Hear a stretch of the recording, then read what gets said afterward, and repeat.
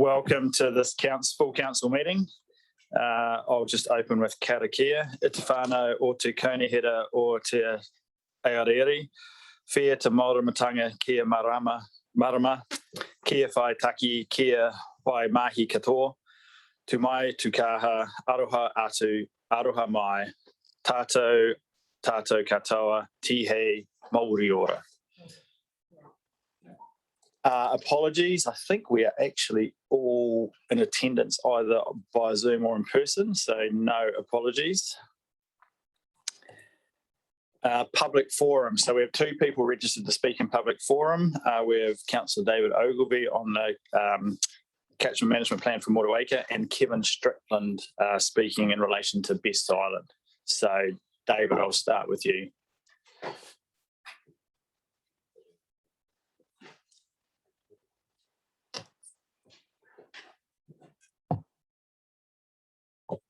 So you know the drill, David, 5 minutes. I'll give you a nod at 4.5, should you still be speaking.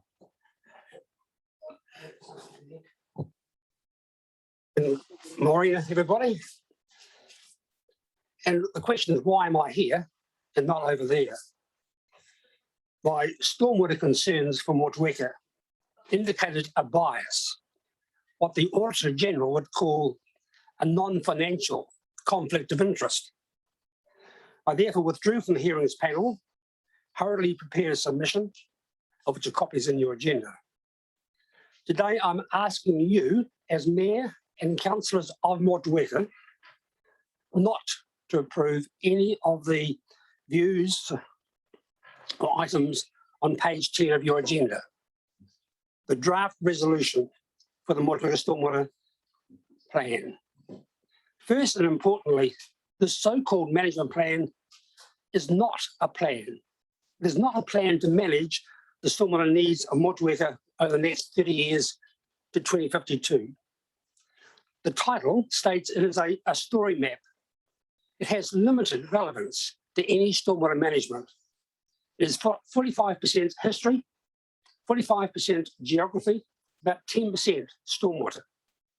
It fails to provide details of our network, of our system, of a complex network of pipes and drains and gates leading to Tasman Bay. Nor does this plan provide any programs, any timelines, any projects or funding aspects to improve the network over these next 30 years.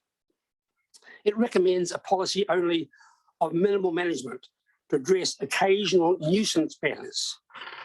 There is no practical or forward-looking thinking. For Motueka, it is hugely negative. I refer you to page 10, item 4 of the agenda. Page 10. The plan actually deviates and contradicts a major council policy. That is the 2019 Urban Stormwater Strategy.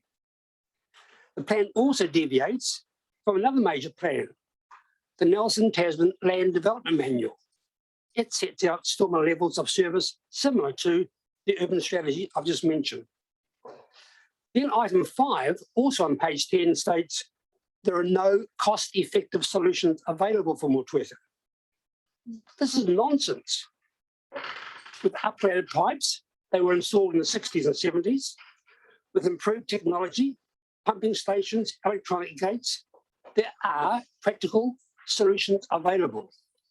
Look around New Zealand, look, South Dunedin, Levin, Gisborne, Foxton, even Nelson City. There are solutions. Motueka is not exceptional with its stormwater needs. And a second aspect about the whole thing is the story map itself. The failure of the council to consult widely or even adequately. The public was advised to read the story map as a digital interactive production. For most, this was difficult if not impossible. Even those who were computer savvy, committee board members in Motueka, the Grey Power members expressed considerable confusion in their submissions. Just read those in your agenda. I actually arranged for printed copies to be made available. They arrived only 2 weeks before submissions closed, almost too late. Another factor was that there were no public presentations other than 2 webinars attended by 2 or 3 people. There were no public meetings, no drop-in sessions, such as would happen in the Moraga Sunday Market or the service in the meeting room or our Memorial Hall. There was consultation with Ngāti Rorua and Te Atiawa, but there are no records of those meetings. Another Mana Whenua iwi, Ngāti Tama, was not consulted, nor was the Wakatūan Corporation, nor was NRATE, nor the Te Whenua Marae Trust. And I find this most surprising and remarkable. And moreover, those residents who actually live alongside the major drains, those directly affected, they weren't consulted either. The Lummis drain, the Thorpe drain, the Woodlands drain, those residents alongside, probably 100 of them, not consulted. This reflects very badly on the council, and I doubt it meets the requirements of the appropriate legislation. So, Mr. Mayor and councillors, for these and other reasons, I'm asking you to not adopt or approve the proposed management plan on your agenda. Instead, ask the management to spend the next 12 months to prepare a stormwater management plan for Motueka, which addresses the issues, recommends achievable solutions over 30 years, and therefore will provide a high level of service deserving of your town. Motueka is the largest town in our district. It expects a stormwater management plan relevant to its needs over the next 30 years. The current draft, the story map, it fails miserably. Thank you, Mr. Mayor. Thank you, David. Kevin.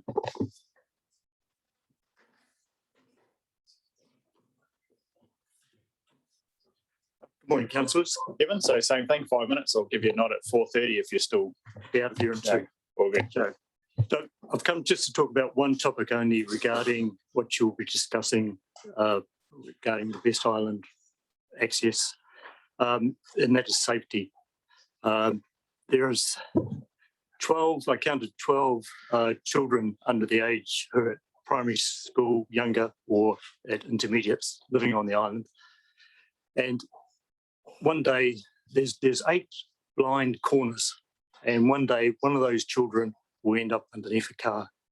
And how do I know that? Because it nearly happened to me.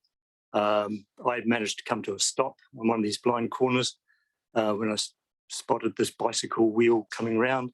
The bike hit my car. The people who live on the island, we know about these corners. We do go slow, but there's lots of other people coming on the island, tradespeople who just don't realise how dangerous these corners are. I don't want to get into anything else with you, but I just wanted to raise that with you, that there will be a serious accident sooner rather than later on that road.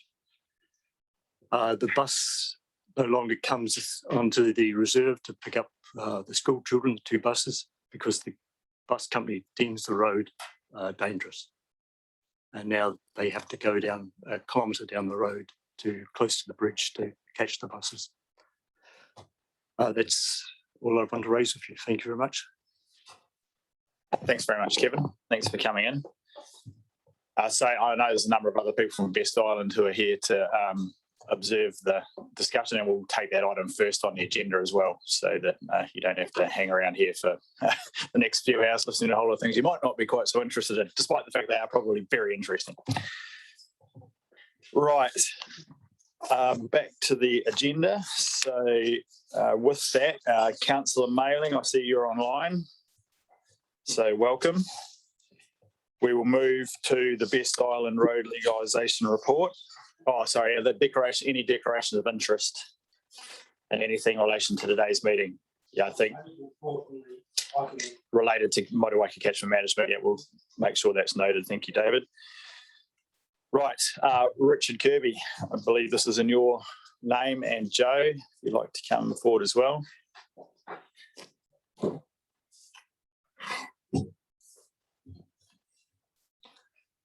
Richard. Thank you, Mr. Mayor.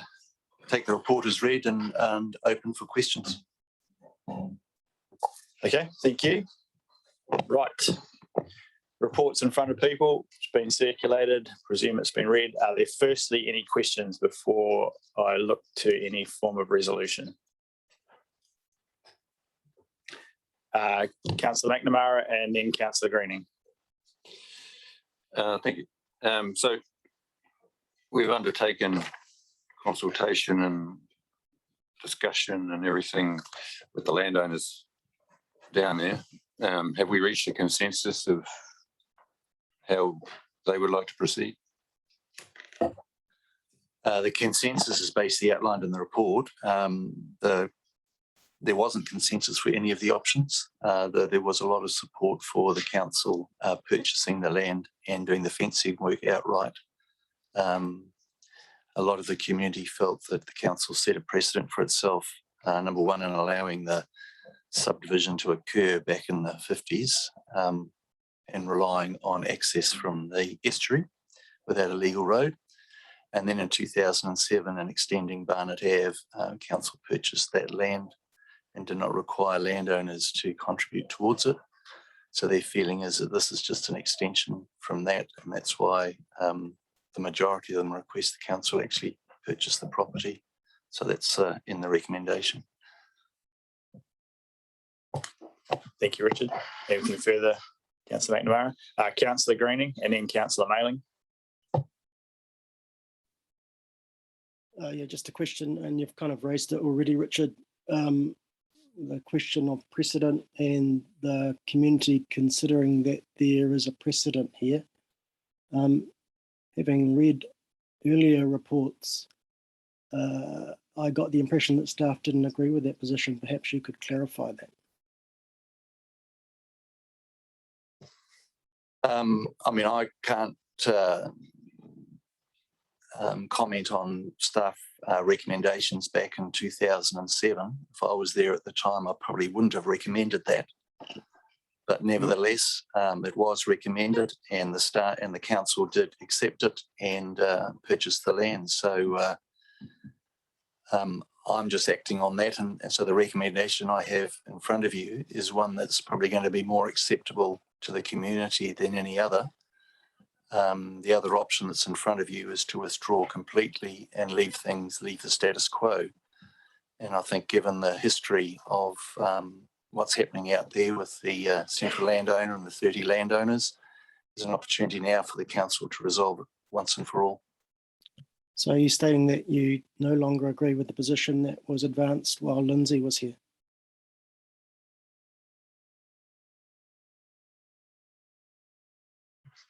The decision in 2007 was prior to Lindsay, so I'm not sure what you're meaning about when Lindsay was here. There was a report written around the time that Lindsay was here. I don't know if you were the author, you may have been, where there was a response to the concern about precedent. And in that report, which I think was 2016, maybe, I think it's attached to the earlier documents if you drill back through them. Council was suggesting that there was no precedent value here and that the community that precedent was misconceived. So I was just wondering if you still hold by that position or whether it's now changed. Oh, well, that may be in the decision in 2016. That was before my time. And the decision in 2007 may have been incorrect. And as I said, if I'd been there at the time, I probably wouldn't have recommended that. But nevertheless, this decision was made, and the council did make that decision. And so my recommendation today is to keep in line with that decision and to resolve a very difficult situation at West Island. Okay, thank you. Councillor Mailing.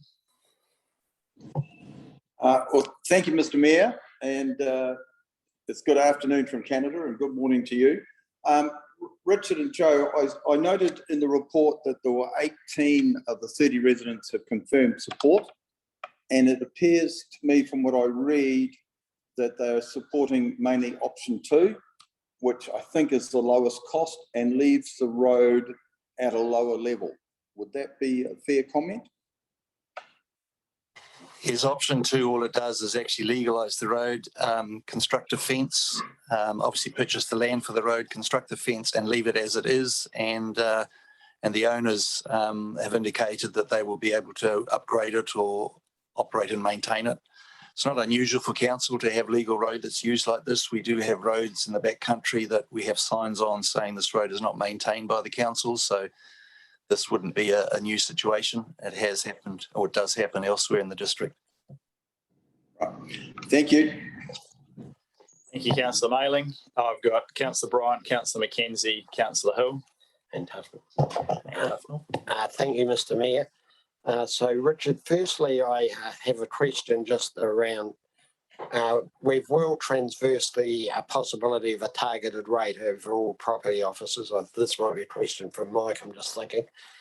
And we're not able to do that at this time now, are we?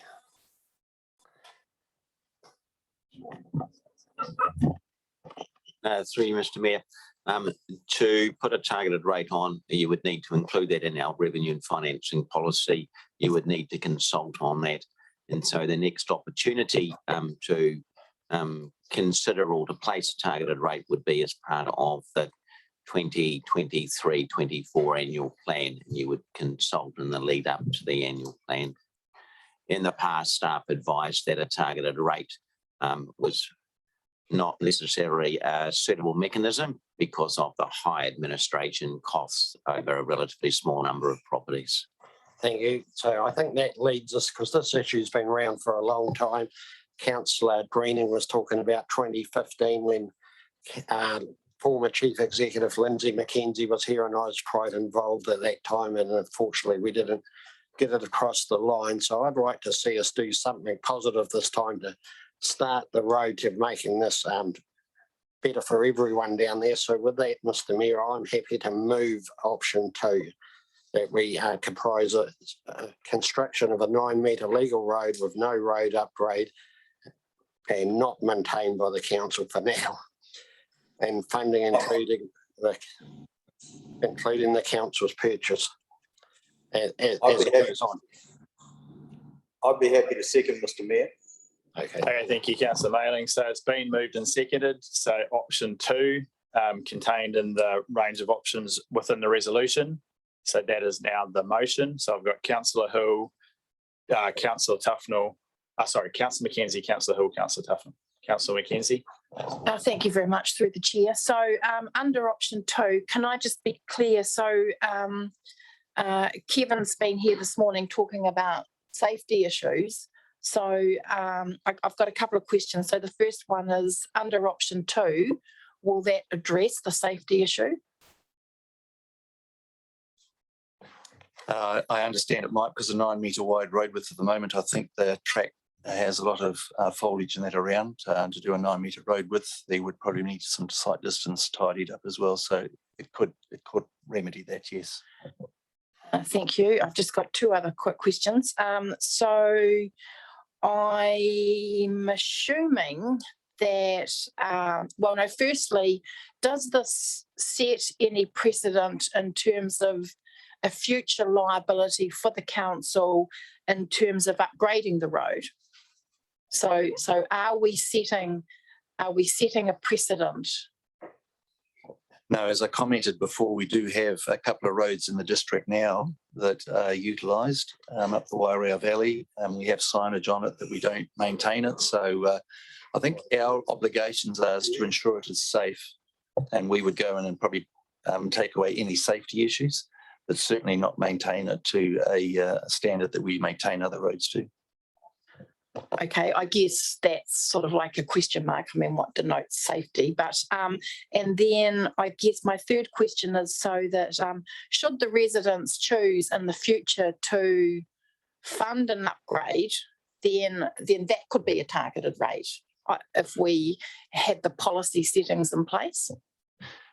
Mr. Mayor, can I just comment further on the targeted rate? One of the things about a targeted rate, we understand from a case in Auckland, is that if you go down the targeted rate for specific residents, the council or council staff have to be approved under the banking requirements. Mike probably forgot to mention this to you, because the legal people believe that a targeted rate for a fixed number of people for a specific benefit to them, it's like giving them a mortgage, and we basically got to have approval under the Finance Act to be able to get mortgages in that form. So perhaps Mike can explain it better than me. Mike. Through Mr. Mayor, my colleague is correct. A straight targeted rate is, as I previously advised councillors, if the targeted rate is in relation to what's effectively a loan, then you run into quite a significant number of rules and regulations you need to comply with because you're actually lending, and therefore all the consumer lending rules come in terms of disclosures, which once again makes it both difficult and possibly not possible. We'd have to look at the specific details at the time. But as I have suggested to councillors in the past, that's probably not a path you'd want to go down. Thanks, Mike. Councillor Hill. Through you, Chair, thank you. Thank you for the report. In terms of the point 7 of option 2, instruct staff to approach the central landowner seeking to amend the sale and purchase with a reduced road with a reduced compensation. Have there been some early discussions about that being remotely possible for them? I'm assuming there have been. Yeah, the sale and purchase agreement was on the basis of a 12-metre wide, fully constructed road. And so they've agreed to that. There are conditions with it in terms of the consent process we have to go to because we cut across a reserve and we have to truncate a piece of reserve and amalgamate it with their property. We have had verbal requests, verbal discussions with them to say, listen, if we drop it down to 9 metres, can we revisit the valuation and alter the sale and purchase agreement? If they've acknowledged, yes, they're happy to have that discussion. Yes. Thank you, Councillor Hill. Councillor Tufnell. Yes, thank you, Mr. Mayor. I'm happy to support the motion, particularly in our position as a Richmond Ward councillor. We have had some discussion with some of the councillors in the ward, and basically we're pleased to see some progress being made to get this some movement so that we can get some reality for that and make it possible for the people on the island even to do a little bit more work on this themselves if they so desire. But this is a good starting point. Thank you. Thank you, Councillor Tufnell. Councillor Greening. Just a question of clarification on the value put in option 2. That seems to be consistent with all the other options that are generating a more complete road. When I looked at the earlier reports, the funding given to fencing and legalisation was circa 25,000 each, which would be circa 50,000. So I'm just wondering why it's now jumped to 370. When you say jump to 370, 370 includes the purchase of the land and the fencing and the legalising costs.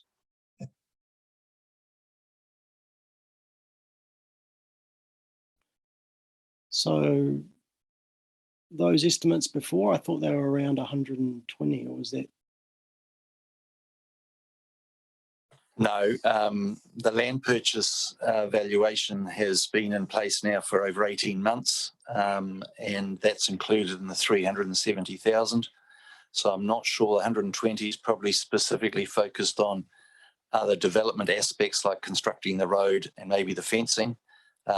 But this 370 doesn't involve constructing any road at all. It's just legalisation, the costs with legalisation and installing a fence. Okay, thank you.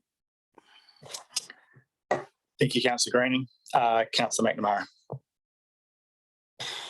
One of my questions has been answered, but the other one is the 70% of contributions coming out of the Richmond Ward Roading Development Fund. What impact does that have in terms of already programmed works and developments that are congested now? I understand there are sufficient funds within the roading development contributions to not only do with this, but to do other projects that we have in place. And there's funds coming in all the time with the development going on in Richmond West.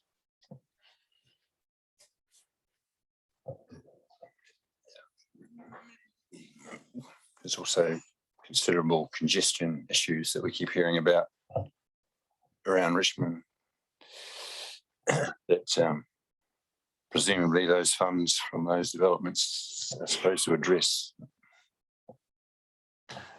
You probably have to talk to our Dwayne Fletcher on that aspect and what's been included. I know in the LTP there are significant investment in the which aligns with NZTA within Lower Queen Street. And from my recollection, that's been included in the development contribution calculations. So with this expenditure on this, which was unforeseen when those were done, the DCs will be revisited at the next LTP in the next 18 months and reassessed according to the work that's still outstanding.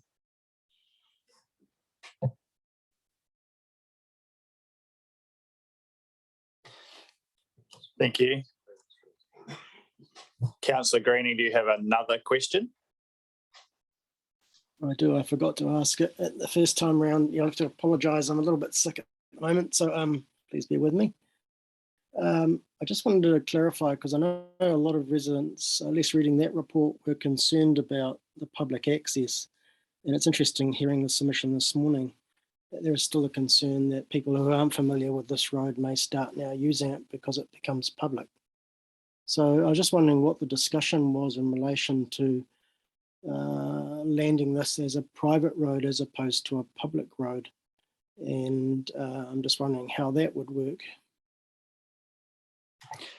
Did you get that question? Apologies, I got interrupted. So it's just a question about whether it's a private road or a public road. Councillor Greening's question is about public access at the moment. Obviously, once it becomes a public road, anyone can trundle up and down it. At the moment, technically, no one can actually trundle up and down it because it's actually private land. So that was the question. I presume it's because it's public money, hence public road. It'll be legal road and available to the public, that's correct. So and it also legalises the 3 or 4 legs down to the estuary, the 4 legs that's currently within the land ownership of the central landowners. So it actually gives access to the estuary as well. Thanks, Richard. So my question was, what's the discussion been like in terms of public versus private access, given the issue was raised in this report? Is that unanimous that everyone wants a public road, or is there further discussion? Yes, reservations have been raised within the community about the fact that being a public road, there will be public access. I think the general feeling about it not being upgraded to a road is going to probably give the feeling that even though it is legal road, that maybe it's a private road. But no, the community has raised concerns about that. But that's no different to people driving up to the end of the Barnett Avenue and walking through. So, those concerns have been raised. And unfortunately, in order to resolve this problem, that issue will still be there, and the community will be like any other community that has a road access to it. Thanks, Richard. Thanks, Mark. Any further questions before I move to put the resolution? Yeah. Thank you, through you, Chair. So just a clarification around the hearing panel purpose. So there's the revoking of the reserve status. There's a process around that. Yes. Well, because of the election coming up, we're probably best not to go through consultation around that. We just have to work out the timing on it. So there's a good chance that we probably won't be able to do the consultation until after the election. There's not much point putting a hearing panel together, going through a consultation process, have an election, and then have people potentially having councillors that are not fully aware of the history of this. So the intention is to come back to you later on when we got the consultation program sorted out.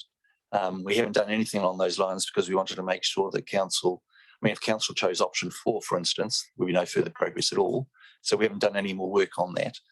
If option 2 as recommended is going through, well, then we'll be coming back to you with a subsequent report to outline the process that we'll go through the reserve revocation aspect. And that's the primary purpose of the hearing panel, is around the revoking of the reserve status, Correct. as opposed to hearing from the community generally about the notion of what should happen down there.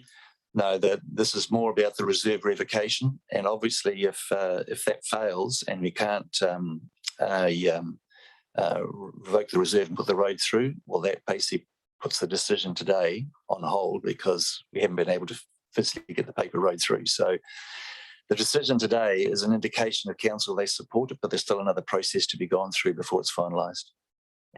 Just a quick follow-up if I can. So in terms of the 18 people of 30 were supportive, so those that aren't, is there a common concern among those, or there might be a range of concerns? I'll ask Joe to comment on that. He's been probably more on the interface with the community.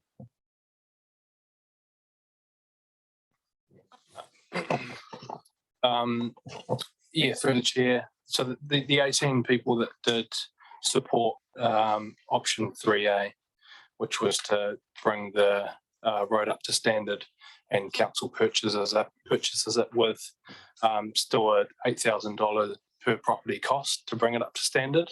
I think that was the biggest hurdle, that was going to cost $8,000 per property from there.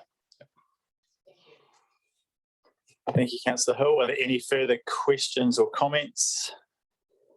Councillor Greening, is your hand back up, or is that just still up? Okay, thank you. Councillor Bryan, do you want to write a reply? Yes, just briefly, if I may, Mr. Mayor, thank you.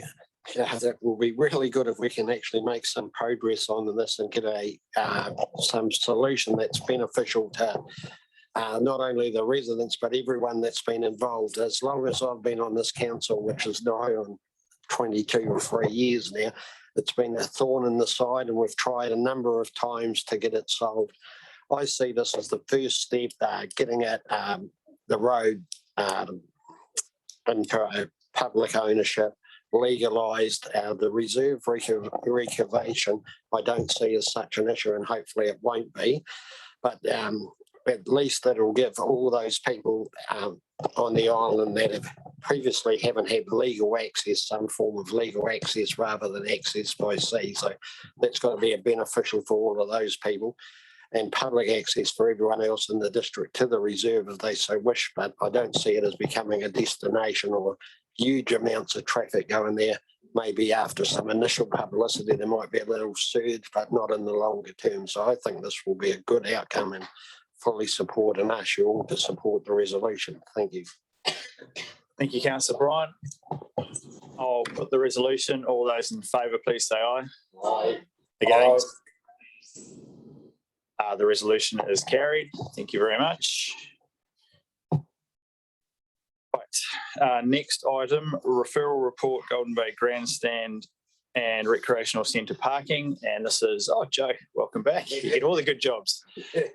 And Richard Hollier. Cheers. Thank you, Chair. Happy to take the report as read. We've undertaken the consultation that was sought, and so referral report back to hopefully with a recommendation. Okay, thank you. So that we've had a bit of discussion about this in the past, one way or another. So I will come to Councillor Hill. Through you, Chair. Thank you. It's a bit of a roundabout, isn't it? But I'm happy to move the resolution. I just will note that the support from the community board and from the rec park, whatever we're called, management committee, wasn't unanimous. So I just do want to make that point. And I think partly the no votes were related to the principle of the grandstand being funded at all. Not so much that the vote was really about, is it going to come out of this pot or that pot? And that was my interpretation at the time, but do want to make that point. I think that's enough. Thank you. Happy to move the resolution. Oh, sorry. Thank you, Councillor Hill. Councillor Butler. Oh dear. going to be a long day. Thank you. Through the Mayor, through the Chair. Yeah, I'm happy to second that. And I did just want to add to the comment from Councillor Hill that the member of the Rec Park Committee who voted against it did want his name to be recorded, and he is the representative from the rugby user group. So, but yeah, happy to second. Thank you. Any further questions or comments? If not, I'll put the resolution. All those in favour, please say aye. Aye. Against? Carried. Thank you. Thank you, Richard. Thank you, Joe.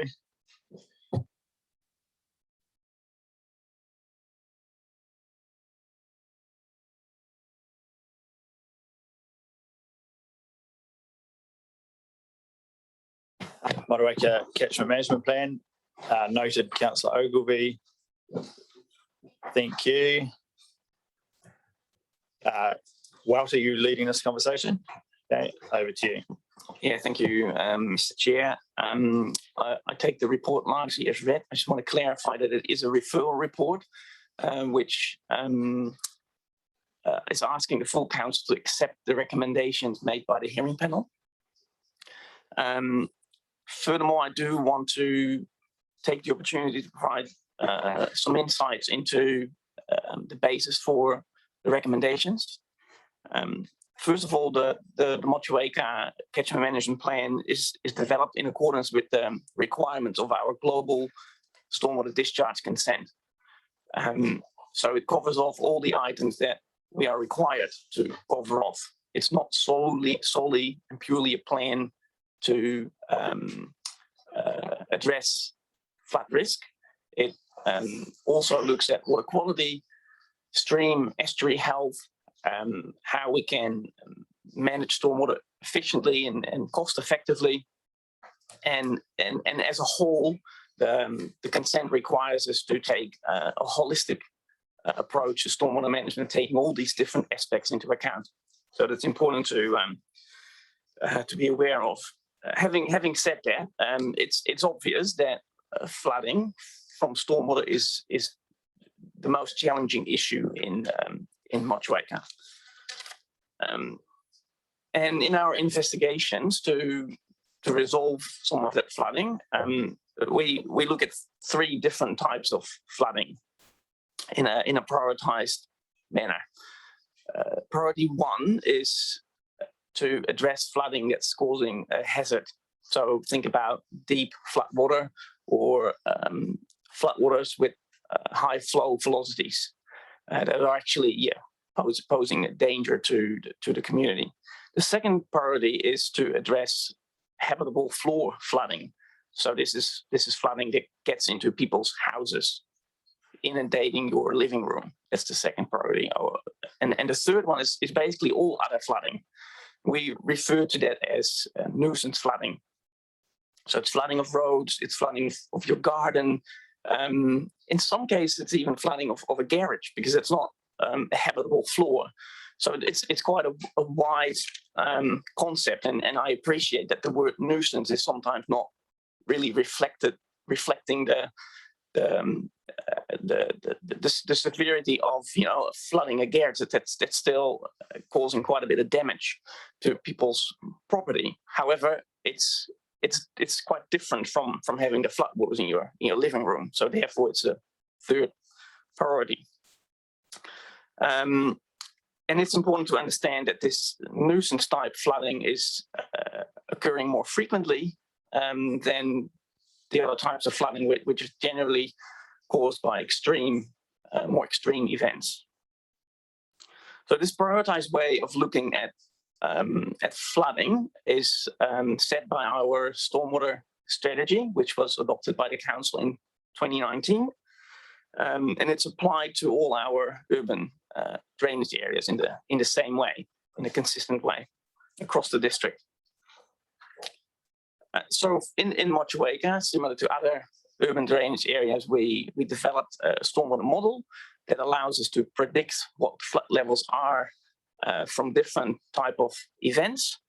We have also surveyed floor levels for a large number of buildings in the worst affected areas of town. So these two types of information allow us to quantify the number of buildings that are affected by habitable floor flooding. And in Motueka, this number is estimated at around 200 buildings that are at risk of having their floor flooded. In comparison, the number in Richmond that we estimate is 800 buildings affected by floor flooding. So then we tested a large number of scenarios to find ways to reduce this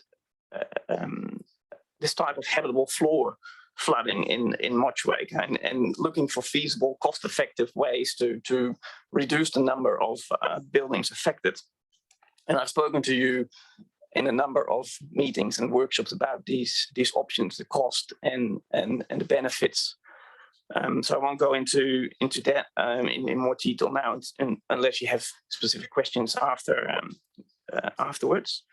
Our analysis has been thorough, and it staff's professional view that, considering the local topography in Motueka, climate change, also considering the different sources of flooding, stormwater, the Motueka River, and coastal, that there's no cost-effective solution available to reduce flooding of habitable floors in existing residential areas.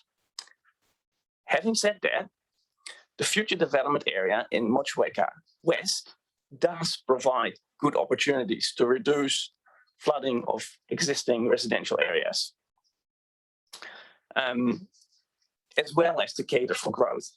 So that opportunity is there, and a $5.5 million project is currently being prepared to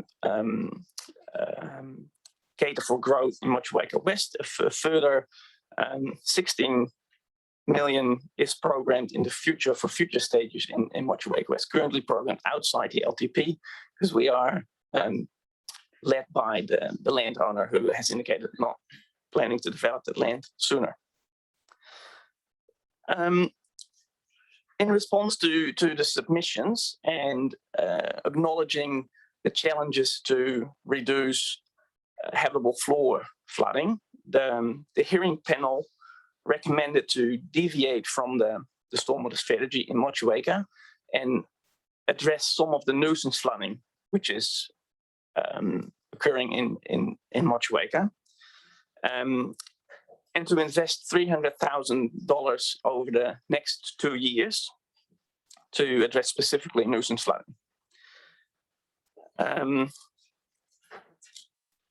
I'll probably leave it at that, and I'm happy to take any questions. Thanks, Walter. I got Councillor Turley and then Councillor Dowler. Thank you, through the chair. I'm a little bit concerned that the analysis is, having been thorough, is not really complete at this stage. And I would like to see a revised catchment management plan prepared over the coming 12 months, and that to be brought back to a full council and for the next annual plan in June 2023. I feel that, and it's been said by Walter, that it's the greatest challenge in Motueka. And I just think we've got half a plan here. It's not complete. So, yeah, I have an alternative recommendation that I've sent through to Robin. And basically, just recommending that we prepare a plan that addresses the stormwater needs for Motueka and provides achievable solutions and a higher level of service than this present one will. I'm not sure if we can get a seconder for that, but yeah. And I'd like to call for a division on any voting on this. Right, thank you, Councillor Turley. Is there a seconder for that resolution? Yeah, yeah, I can't prevent Councillor Turley moving a resolution, but yeah, I have got you on the list. There's a long list of questions. So Well, it's just like I could potentially second it, but I need some more background information first. right, so it's been seconded by Councillor Walker. So it's been moved and seconded. So I've got a list of questions of which you are third on the list.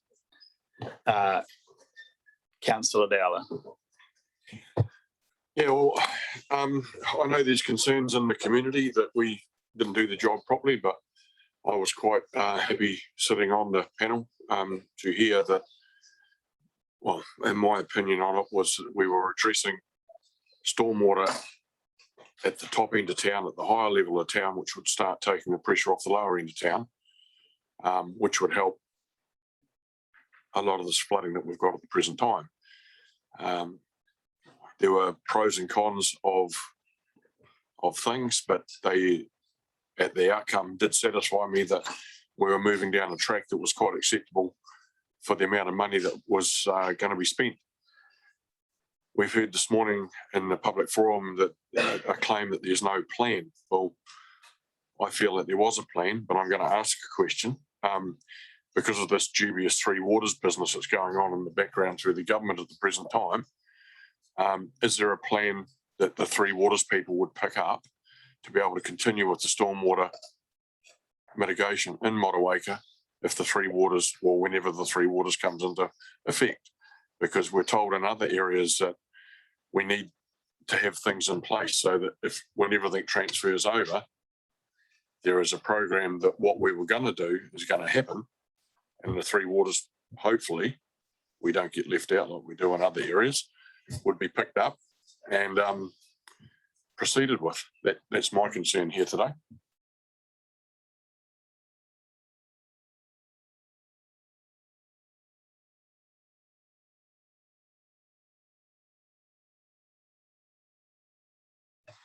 Is there an answer to Councillor Dowler's question? Yeah, sorry, I had Richard in my ear at the time. That's all right. I mean, the whole this catchment management plan, the other catchment management plans, all of our other asset management plans, activity management plans, policies, plans, all of it are the starting point for the new entity.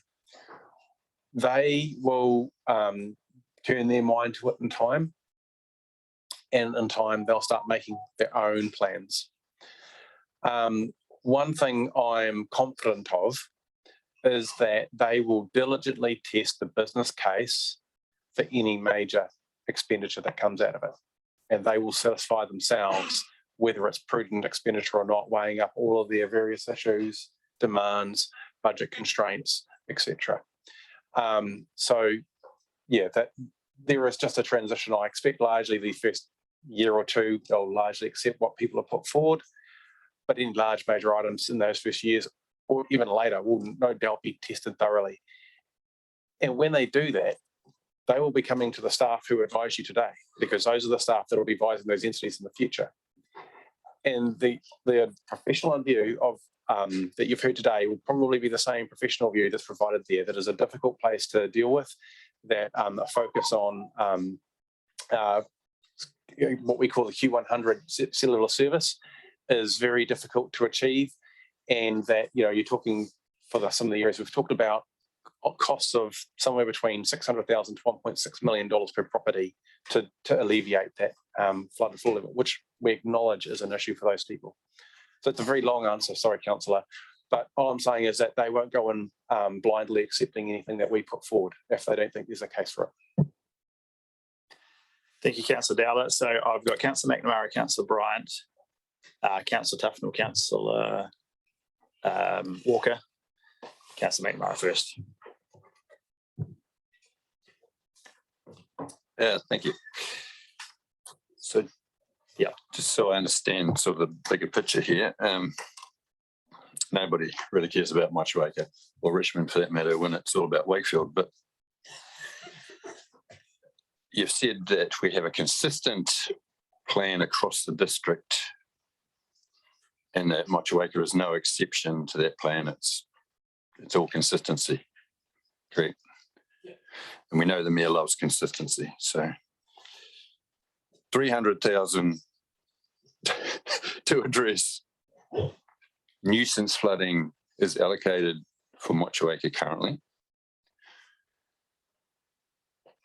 That's what you said, yes. Sorry, through the chair, that's recommended by the panel. Yeah. Oh, 100,000 of which is in the annual plan for this forthcoming financial year. The rest will need to be included in next year's annual plan. so that's not in our long-term plan at this stage. No, it's not in our long-term plan. Okay, so we have 200 houses affected, 100,000 currently allocated with another 200 recommended. Richmond, we have 800 homes affected. What kind of money have we got allocated to solve their problem? Through the chair, just to clarify that again, the 100,000 that's been in the annual plan, that's 200,000 that we need to get through the next annual plan is to address nuisance flooding. So it's not to address those 200 houses that are at risk of habitable floor flooding. The catchment management plan identifies that the risk of habitable floor flooding in Motueka is very difficult to solve and very expensive. And there is no cost-effective solution available. It's like Dwayne said before, it's in the order of 600,000 to 1.6 million per property. So through the mayor, the 800 homes in Richmond were also habitable floor at risk? Yes, through the mayor, we estimate 800 properties in Richmond being at risk of habitable floor flooding. There is a project in the LTP to address some of that. That is a continuation of the Richmond Central stormwater works, which with Queen Street has been completed.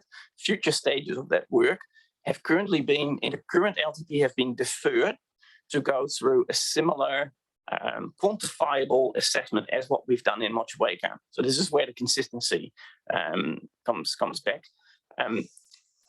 We are currently completing this week floor level surveys in Richmond.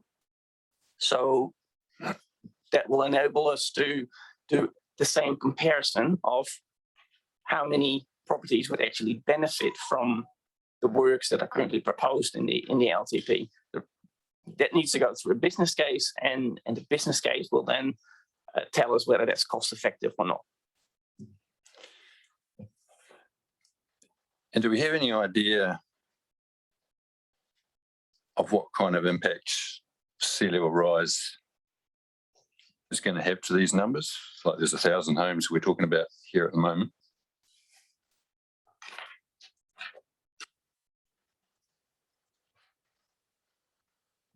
So the 200 and the 800 are based on mean high water springs. So especially in Motueka, if you take into account future sea level rise, depending on what scenario you choose, it'll be we expect that to be more than 200 in the future.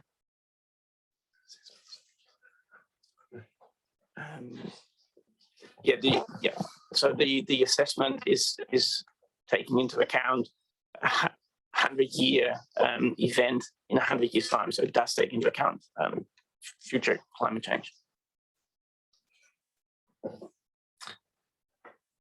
Okay, and so we really know very little, as I understand it, about the Three Waters plan for stormwater. Is that fair? Through the mayor, sorry. The government is pacing water much more quickly than it is wastewater and stormwater. That is true, and its intentions around stormwater and wastewater are less clear. I would say that's a fair point. What I'm confident about, though, and I'm going to have a meeting later on today about it, is that they will be checking all of our asset management plans and programs in the future, regardless of whether they're the pace at which they want to change things in relation to how they're managed is different. It's very clear that they'll be doing a due diligence exercise over all of our plans and proposed expenditure, regardless of whether it's water, stormwater or wastewater. Right. However, it's reasonably fair to assume that their priorities towards stormwater are going to be fairly low, given their bold aspirations for water management. Sorry, through the chair, I can't suppose what the new three water entities will prioritise. What is clear is the challenge that they can ignore long term. Climate change and stormwater are intricately linked, and part of the purposes we'll discuss this afternoon for these new three water entities is to address mitigation and adaptation to climate change. So they will have to turn their mind to it. However, their budget is going to be constrained, even if it's greater than our budget, and they will have immediate health issues with water systems that are failing. I can't see how that won't take a significant priority in their immediate plans. So I think this is probably a one-off opportunity if we were to want to address our stormwater situation, to put forward a plan that is perhaps a little more aggressive than we've currently got. And even when they reconsider it in the light of things to come, it's better that we start up here with a plan to address things, whereas other councils may not be. So if they're going to start, whatever you call it, prioritising work, maybe we'll be nearer the top of the queue than if we don't. Through the mayor, look, I've got some buddies to help me answer this question, but probably a point I'd make is that our advice to you and to, if we were providing advice, that body would be the same. Our professional view is the same. And that is that it's an extremely challenging area. Ralph just pointed out to me that the biggest flood risk in Motueka is from the river, not from stormwater. And that council, together with funding, has started addressing that. Our professional view won't change. Some of the proposals that have been put forward as alternatives to what's suggested in the catchment management plan simply do not deliver the flooding protection that proponents believe they will deliver. We have our own view. We've had TNT over this. We've compared it to a previous study 20 years ago, which we undertook our study separately from, but compared to against, and it came to the same conclusion broadly. One of the big things you could do, and the things that we talked about before, was a $25 million thereabouts program, possibly more, which would require quite a lot of land acquisition to be involved. I understand more than several properties would be involved in doing so. And you'll be taking their land, possibly their homes, to help deliver on that solution. And I think 18 homes or something like that with properties would be affected. 28 to deliver that. And to undertake that process now without actually compelling argument for doing so, and a good sense of what the return you get, would be prudent in my view. I'm happy to defer to Richard if you want to say anything else. So, yeah, it was something. Yeah, just two things about the Water Services Act, water services entities. Number one, that the people that are working on your stormwater system now, most of them are going to be involved in the entity anyway. So that knowledge is going to be transferred. It's not like somebody from Wellington coming and telling us what to do. That's the first thing. The second thing I would say is the legislation is being written to actually stop councils gaming. In other words, putting the WSE into a position where they're carrying liability. And I can say now, if you wanted to put a whole lot of money into Motueka stormwater and they worked out, well, that was wasted money, you're going to carry that cost. We're not going to transfer it across. We've got to be very careful of that as well. I was going to ask that question specifically. I think, the idea that councils can game the system because everyone will be looking at those options going, gosh, we want to make sure we've got as much in there as possible. And clearly that would be an unsustainable position for the entities to find themselves in. So I presume the legislation and its transitional requirements will try and make sure they address what happens in the next lot of 10-year plan reviews, which will be between now and the final creation of those entities, notwithstanding the issues of national elections, what on earth happens in the middle. So I guess the key point is the resolution effectively is trying to require a different answer from the same people who have just done the catchment management plan. And that seems like an interesting way to go about it. Effectively, that resolution is requiring the same people who have provided the advice and the information in this to go back and come back with a different set of advice. And I think you've heard from Dwayne and Walter that their professional advice, whether it was to us or to a new entity, is their professional advice. So I think, you know, when you're considering how to vote on this resolution, I think you need to consider exactly what you're trying to achieve and what the chances of it achieving it are.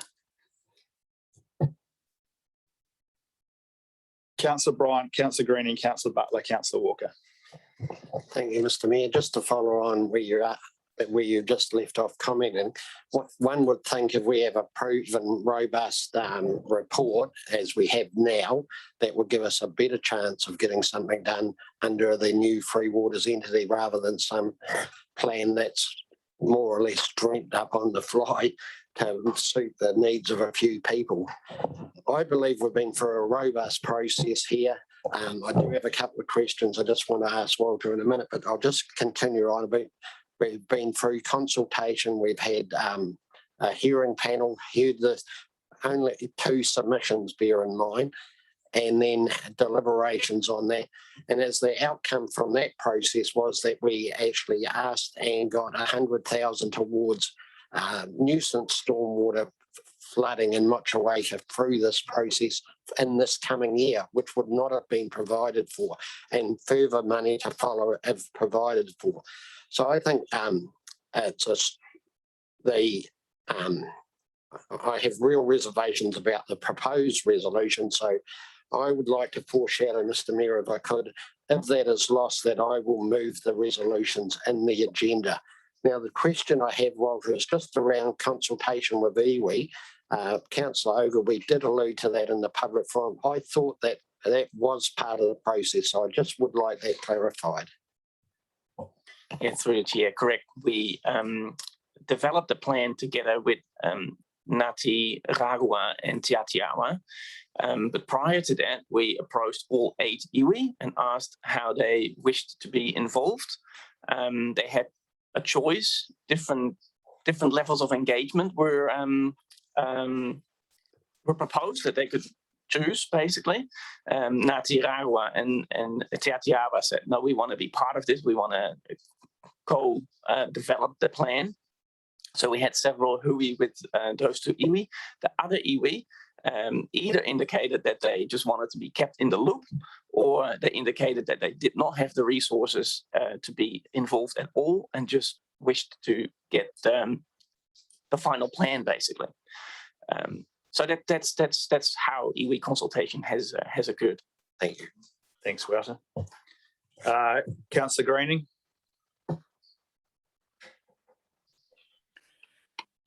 Thank you, Mr. Mayor. I'll try not to be too painful this time.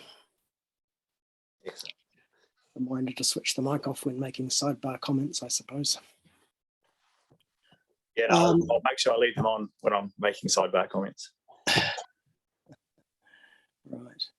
I just want to come back to the public forum comments, which to me, I think staff probably need the opportunity to respond to, and no one's really opened up that door, so I'm going to open it.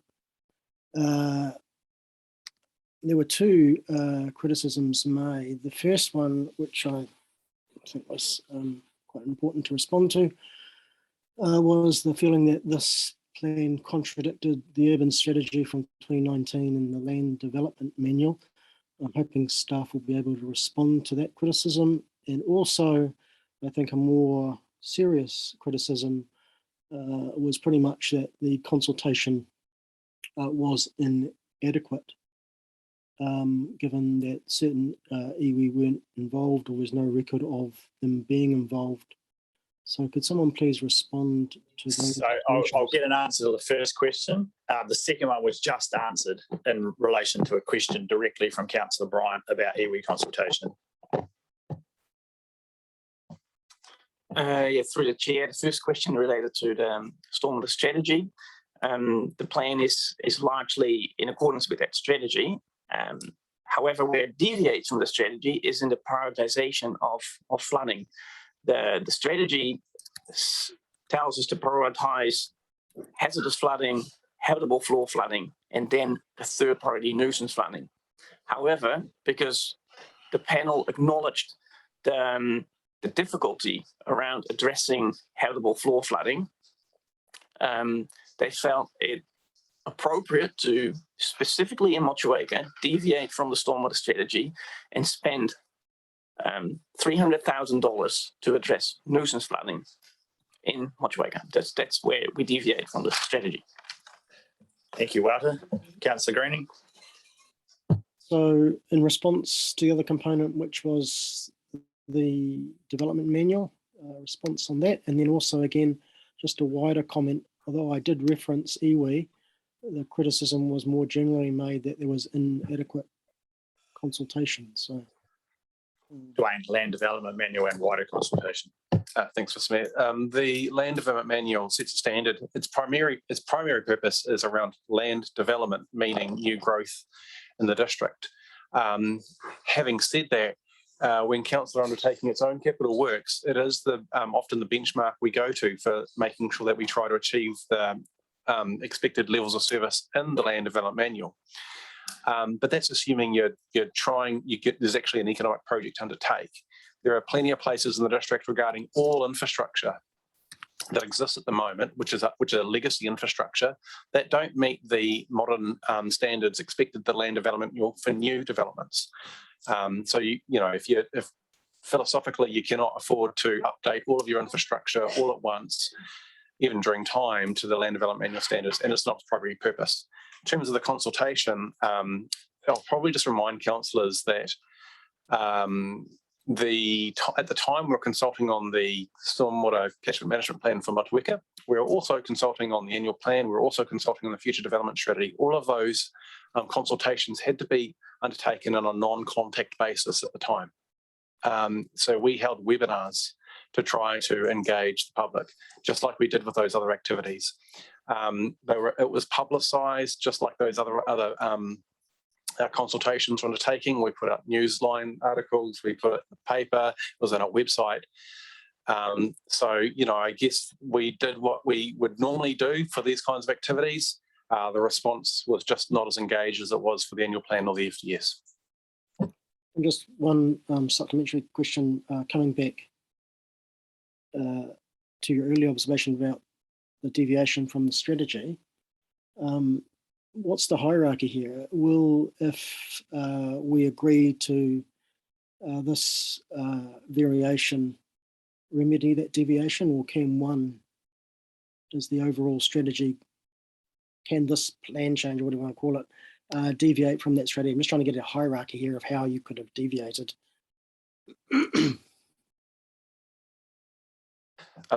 Through the Mayor, essentially you cascade down through those tiers, if you like, those priorities. And what we're saying is it's not cost effective to address your first priority. So you cascade down and you do what you can. In this case, we deal with the flooding aspects that we think we can deal with cost effectively.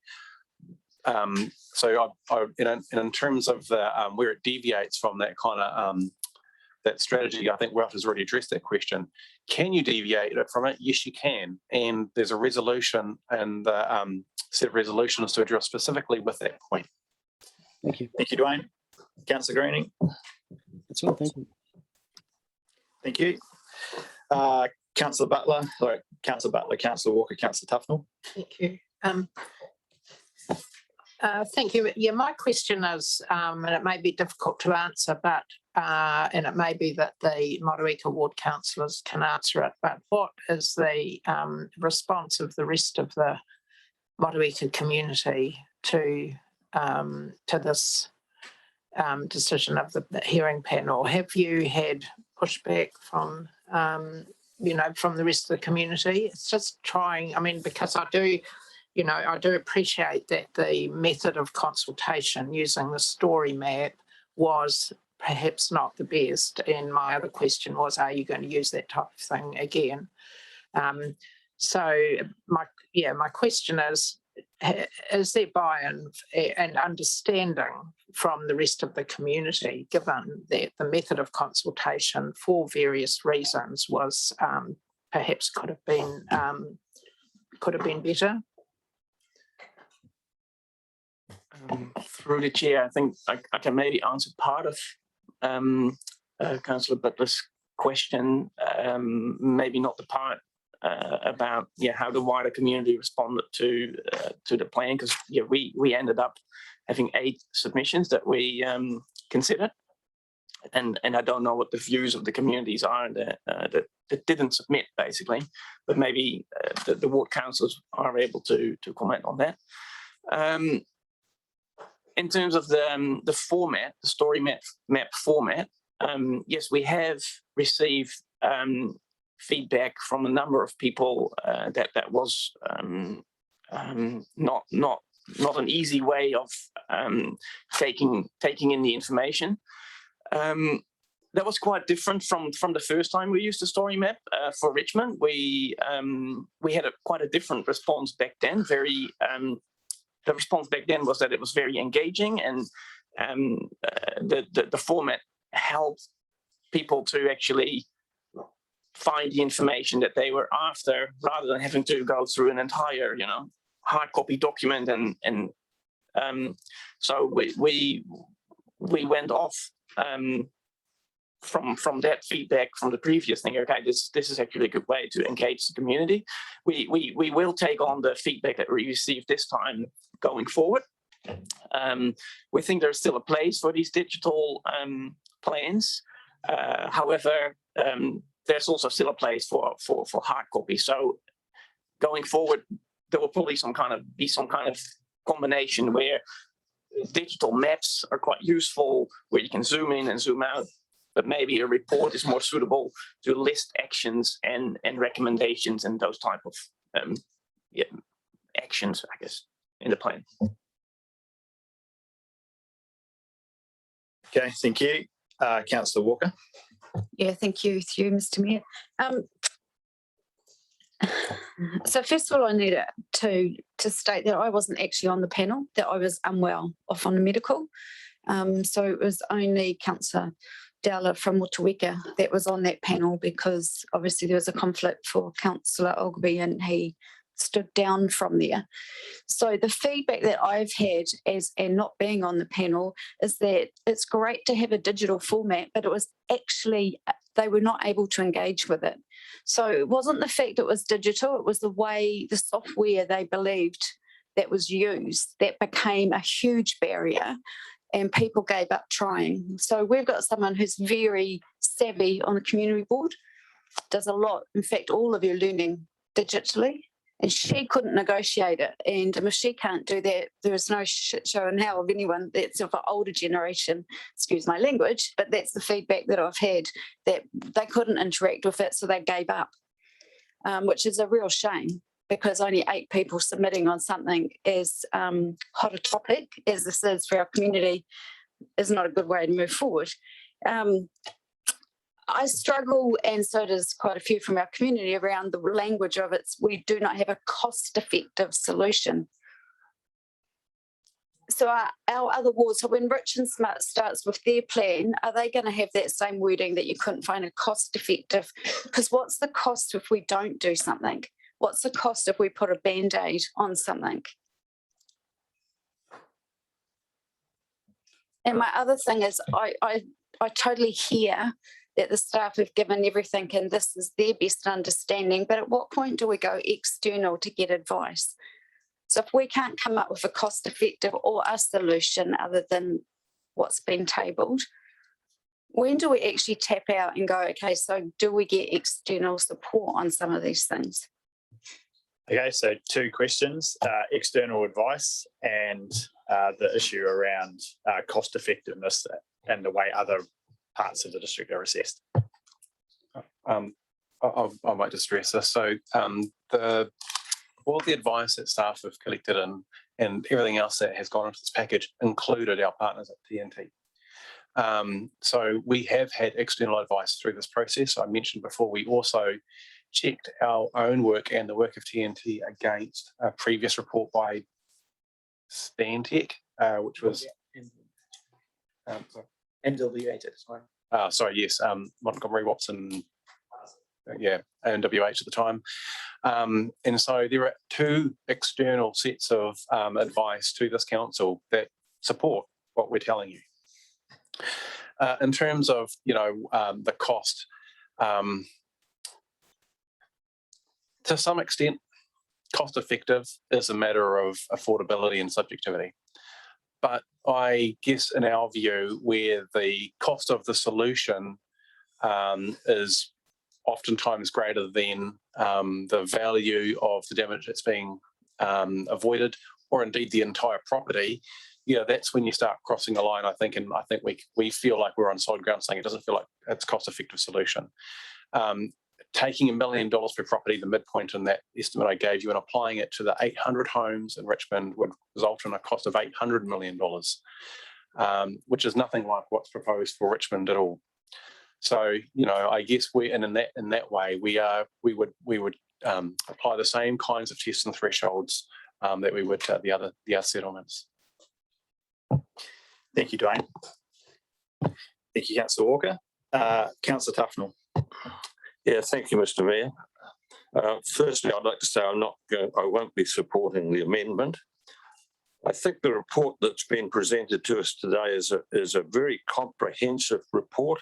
It's certainly a lot deeper and gone into areas which I was quite pleased to see.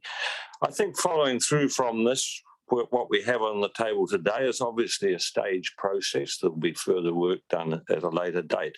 And we have to take in mind that we do have district issues in this whole business. You mentioned Richmond in particular, but there's topography issues in certain places, and we've also got climate change. So we can't do one big bite at the cherry. We're basically in a situation where we have to nibble.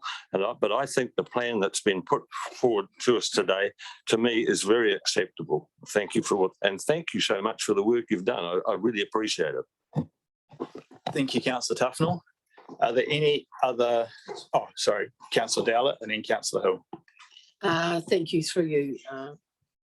That's all right. You carry on. Did I just go right in there? Oh, you're coughing.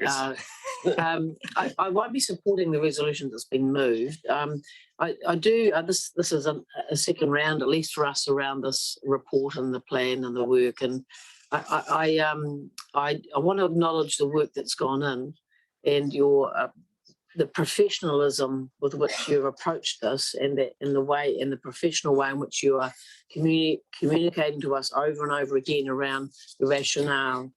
And just want to acknowledge that, really, and the work of the panel.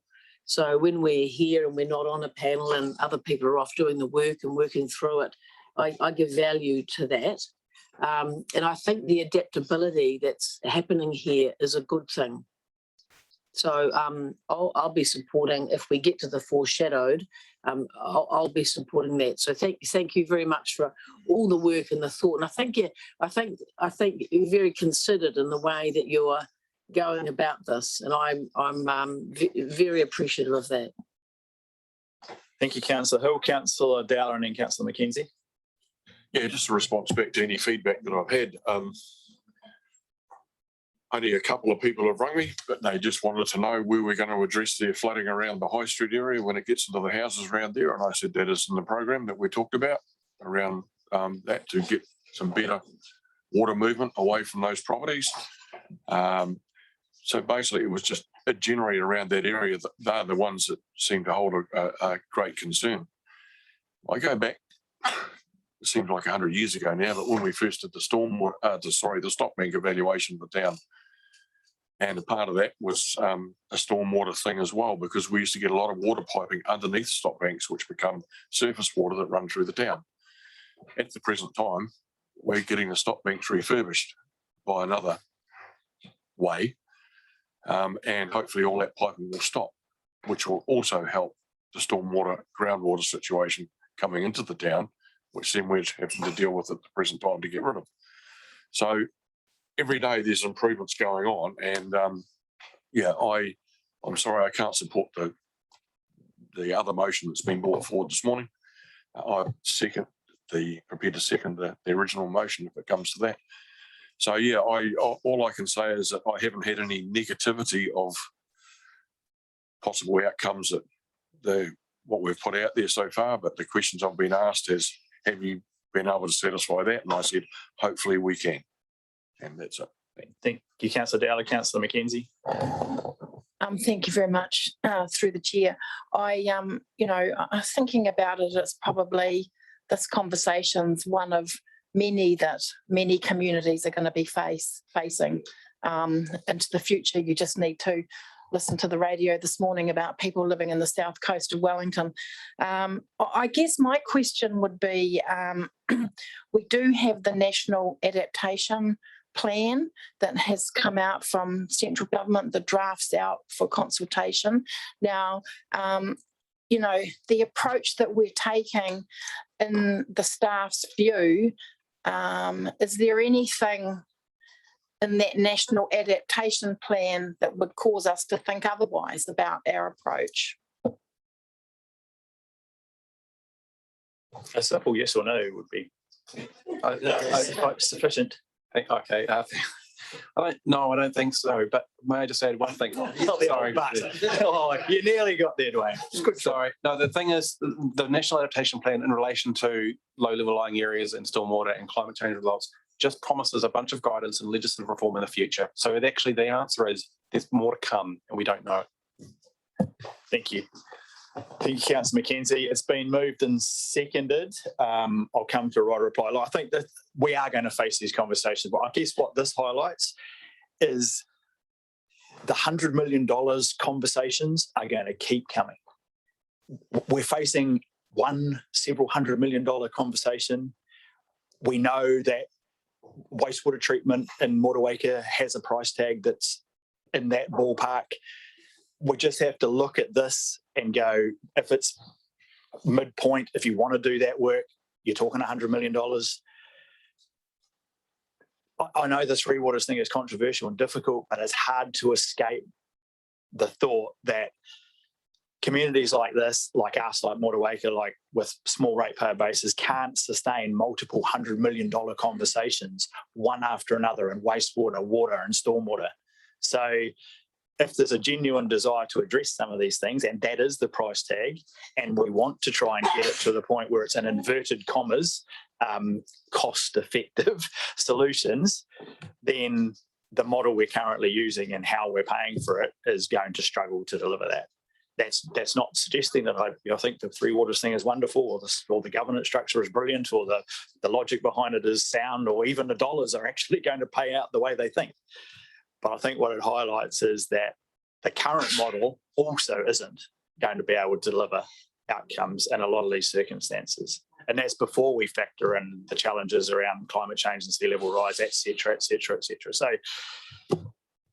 this is difficult. I see this as the first part of what will then subsequently become a discussion around projects and costs and affordability that will probably play out through the next long-term plan, and that will inform the first 3 years of the new entities should they eventuate.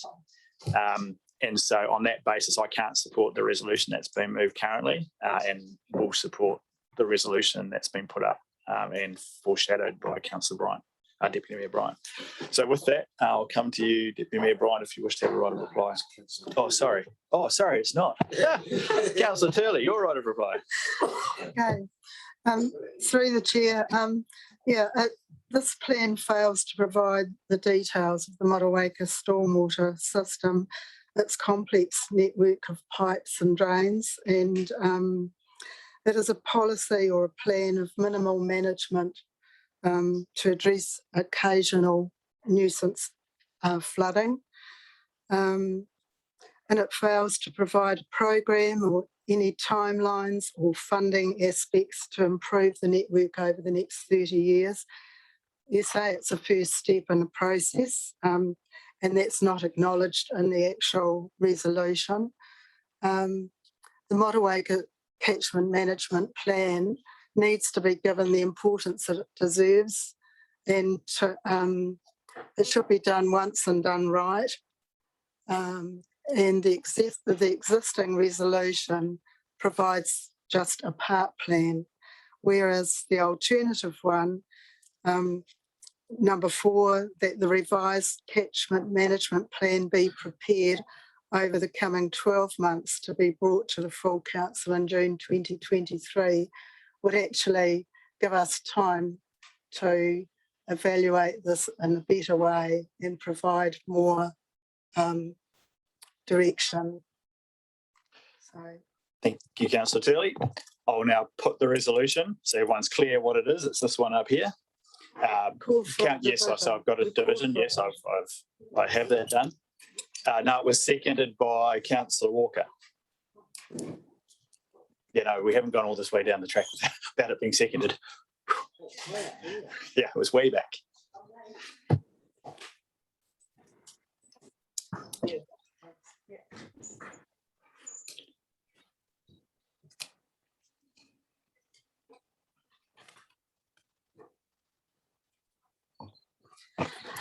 Deputy Mayor Bryant. Against. Councillor Butler. Councillor Dowler. Against. Councillor Greening. Against. Councillor Hill. Mayor King. Yes. Councillor McKenzie. Councillor Mayling. Against. Councillor McNamara. Against. Councillor Ogilvie. Oh, sorry, he's not here. Absolutely. Yeah. Councillor Tufnell.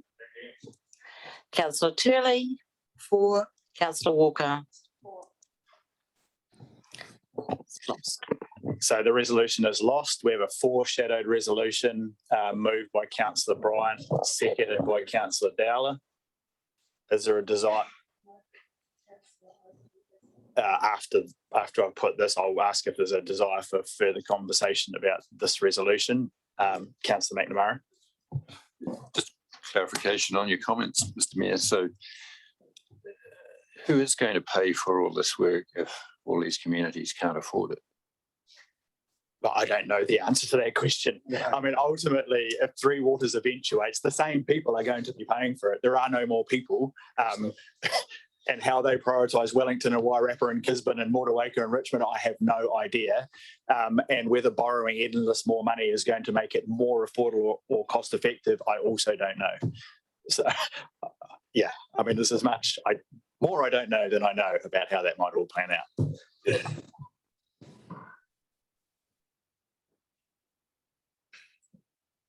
We'll put the resolution, we'll break for a cup of tea. All those in favour, please say aye. Aye. Against? Aye. Do you want it noted? Noted, Councillor Walker and Councillor Turley. Thank you. We'll break for 10 minutes and come back at 5:00-ish. The agenda relates to the Infrastructure Holdings Limited in the name of Mike Drummond. Mike, over to you.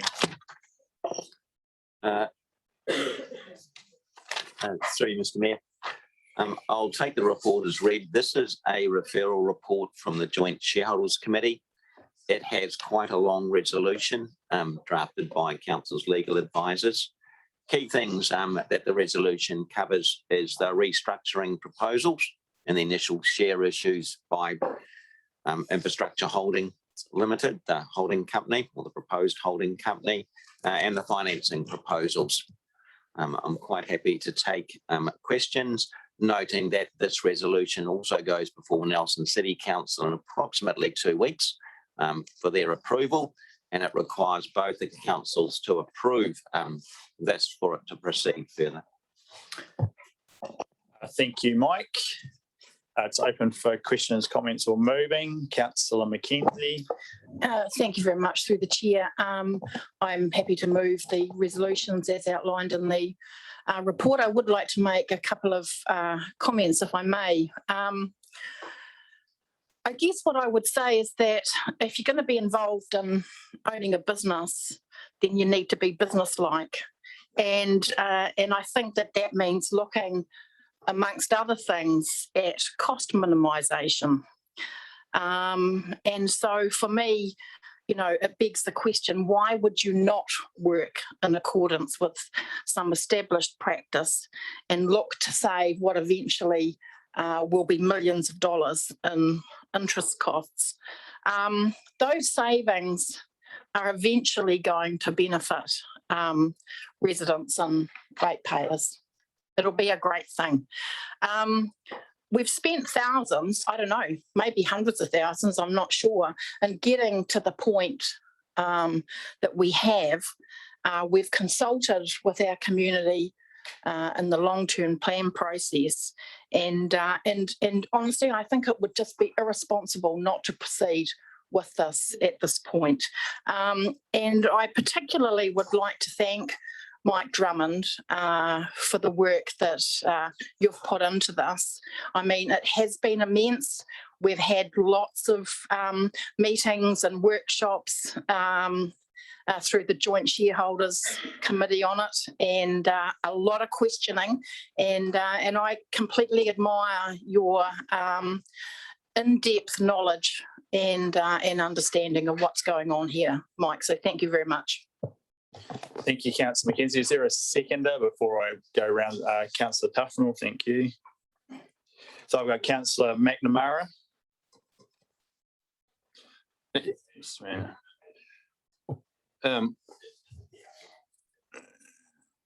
To me, it tends to smack more of a Three Waters kind of a situation with an extra level of governance and not much coming out the other end. The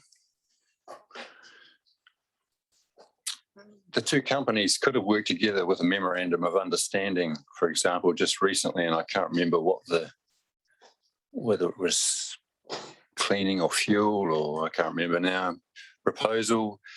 They hadn't combined efforts to negotiate a one contract.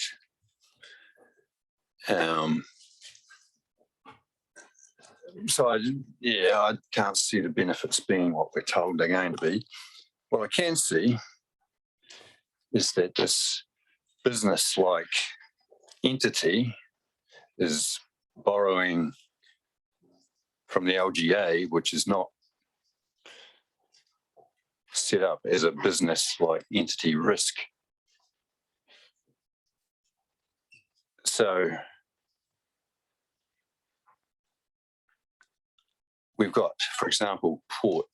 Our port is competing with Wellington Port over an inland port in Marlborough, which is a high risk, high reward kind of ambition.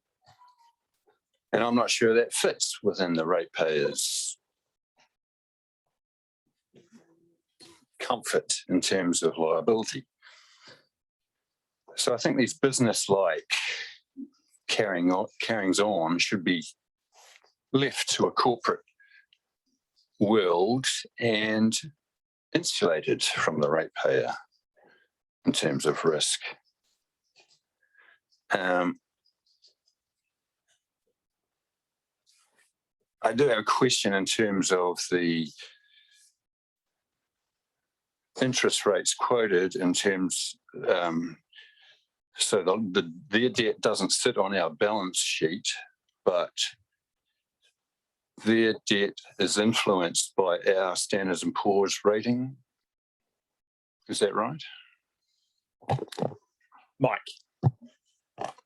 Through Mr. Mayor, the lending rates that the proposed holding company could obtain from the LGFA is impacted by the shareholder council's credit ratings. Having said that, both councils have high credit ratings in the AA range, which is typical of local authorities in New Zealand. Certainly, they have a higher rating than the entity would have. Councillor McNamara looks in the papers, you will have noted that the targeted investment grade is BBB, which is the bottom end of the investment grade, but very good for an infrastructure company in terms of how the port and the airport under the holding company will sit for borrowing. I just, if I may follow up. So I'm concerned that, like, for example, the Auckland port that went through a debacle over automating that cost them tens of millions, if not hundreds of millions, can't remember the figure, 80 million. So we know business-like decisions don't always go well. We have been given the indication that our Standard & Poor's rating is at risk from the dam, for example.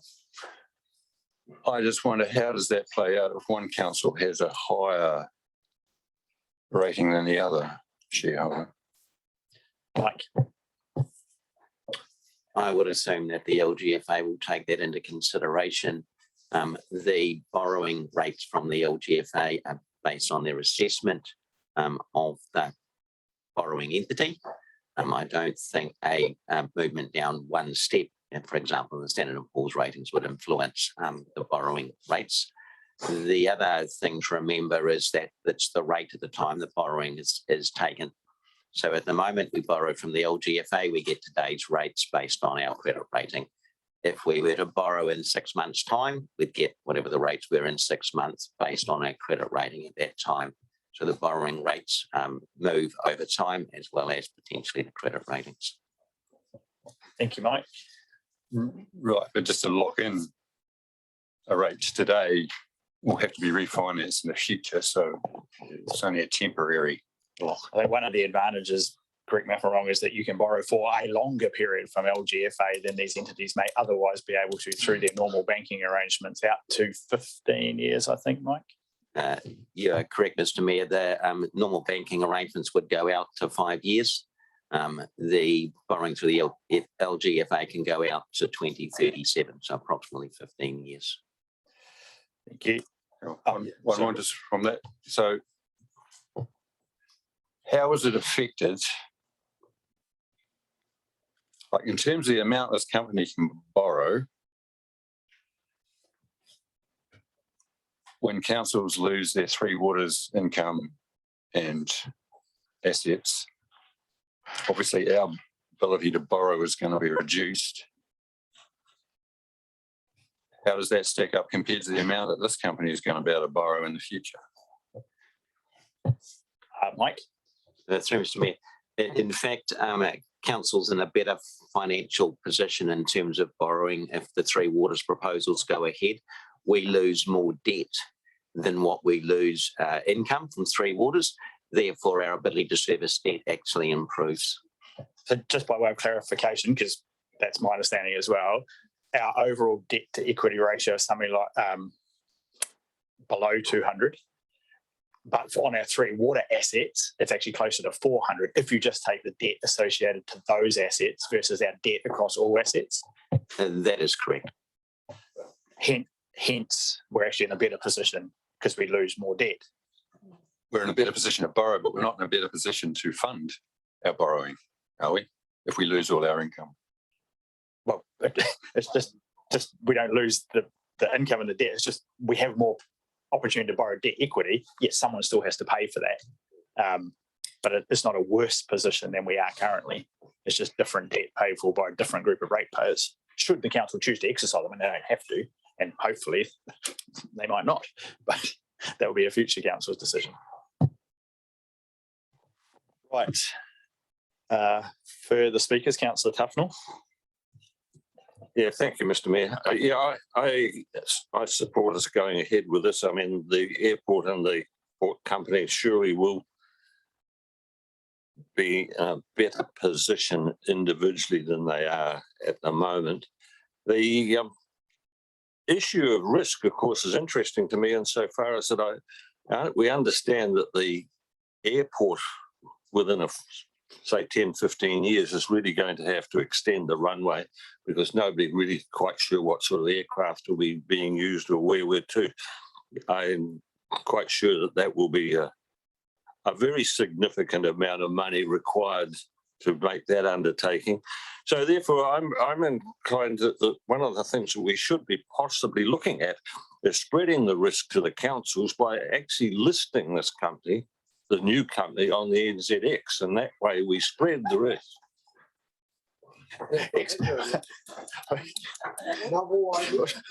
Steps at times, and let's see if this gets before we kind of head off down another track. But thank you, Councillor Tufnell, for that interesting suggestion. I got Councillor Hill and then Councillor Greening. Through you, Mr. Mayor. Thank you. Thank you, Mike. What are the primary risks for ratepayers? Please. So the primary risk for ratepayers would be a default on the borrowing, whether from the commercial banks or from the LGFA. The likelihood of the uncalled capital facility or the uncalled capital being called, I consider that remote. The mitigations for those risks is you have 3 boards involved, professional directors, competent boards, capital works programs, and a history of appropriate investment. So these are not high risk entities by and large, and they've had good boards, good history in terms of their borrowing and their investment in the businesses, and that has seen an increase in the returns to shareholders. So in short, the risk is a default under the borrowing arrangements. Neither company has defaulted ever under their arrangements. They're in strong financial positions and they are under strong boards. Thank you. And what would be the scenario where there would be that call would be made? What's the situation where that's possible? Through Mr. Mayor, as I said, it's remote. I can't think of a circumstance where it would be. It would require the holding company to default on its borrowings, either from a commercial bank or from the LGFA. There is a high level of oversight by council of the holding company. There are professional boards in place. We would have significant advance notice of such an event. And also it's highly likely, in fact, it's almost certain that the boards would move to take corrective action before there was a call. Thank you. Just one last one. What's the impact on council's influence and control? What changes in terms of our influence and control with the formation of this? Through Mr. Mayor, it doesn't really change. The way in which you exercise it is slightly different. It's exercised through the holding company rather than directly on the port and the airport. There are still a letter of expectations goes out, or a statement of expectations goes out, setting the expectations for the holding company, the port and the airport. The statement of intent will be a consolidated statement of intent, but that will have all the performance measures, financial and otherwise, for the holding company and particularly the port and the airport. The reporting back to the joint shareholders, to the joint committee and joint shareholders committee will remain. It will be on a consolidated basis, but both the port and the airport are likely to present in the way in that they do now. So essentially no change from the oversight that you have now, except it's exercised in a slightly indirect way. Thank you. I'll be supporting the resolutions. Thank you. Thank you, Councillor Hill. I got Councillor Green and Councillor Dowler. Thank you, through the chair. I haven't been overly enthusiastic with this structure. I like Councillor McNamara. I think a lot of the drivers for this were apparent, and I think quite superficial cost-saving arguments that could have been addressed through an MOU in a much more simpler fashion than the complex arrangements that you're engaging in, which would have involved far less risk. I don't share the enthusiasm from some that there will be this dramatic financial savings. I think what you will see is those savings will evaporate as they take up more debt, and they can take up more debt because the cost of finance enables them to do that through a reduced interest rate. So you're going to see a debt uptake, not a cost saving. And that's already been indicated by the port engaging now on new, which I would consider to be quite risky projects outside of their normal domain against far larger entities with substantially more capital. So I don't agree with the premise savings. It's been mentioned that the airport needs more funding. This proposal never came from the airport. This proposal, in fact, the airport was opposed to it. This came from the port because it wanted to raise more debt. And it saw an ability to access more debt through a different financial arrangement. The airport has a $30 million plus facility, which it's steadily paying off. And by the time it needs to extend the runway, it will have sufficient funds to fund an extension from those facilities, should it go down that track. I think that the structure you're putting in place does create more distance from the two entities that we had a closer arrangement with. I mean, there is a difference, as Mike has acknowledged. There's more distance between us and boards directing NAL and the port. So there is less influence. I still think that this arrangement, when someone looks at it again,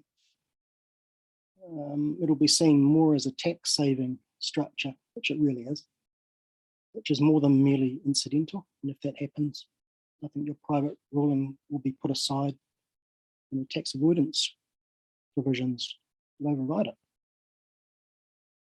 And then it'll be restructured and you'll have no tax savings. I can't support this proposal, I haven't. And a number in the Nelson Airport didn't support it either. I think it's highly risky. I think you're giving license to increased debt, which is obviously the driver for this arrangement from the very start.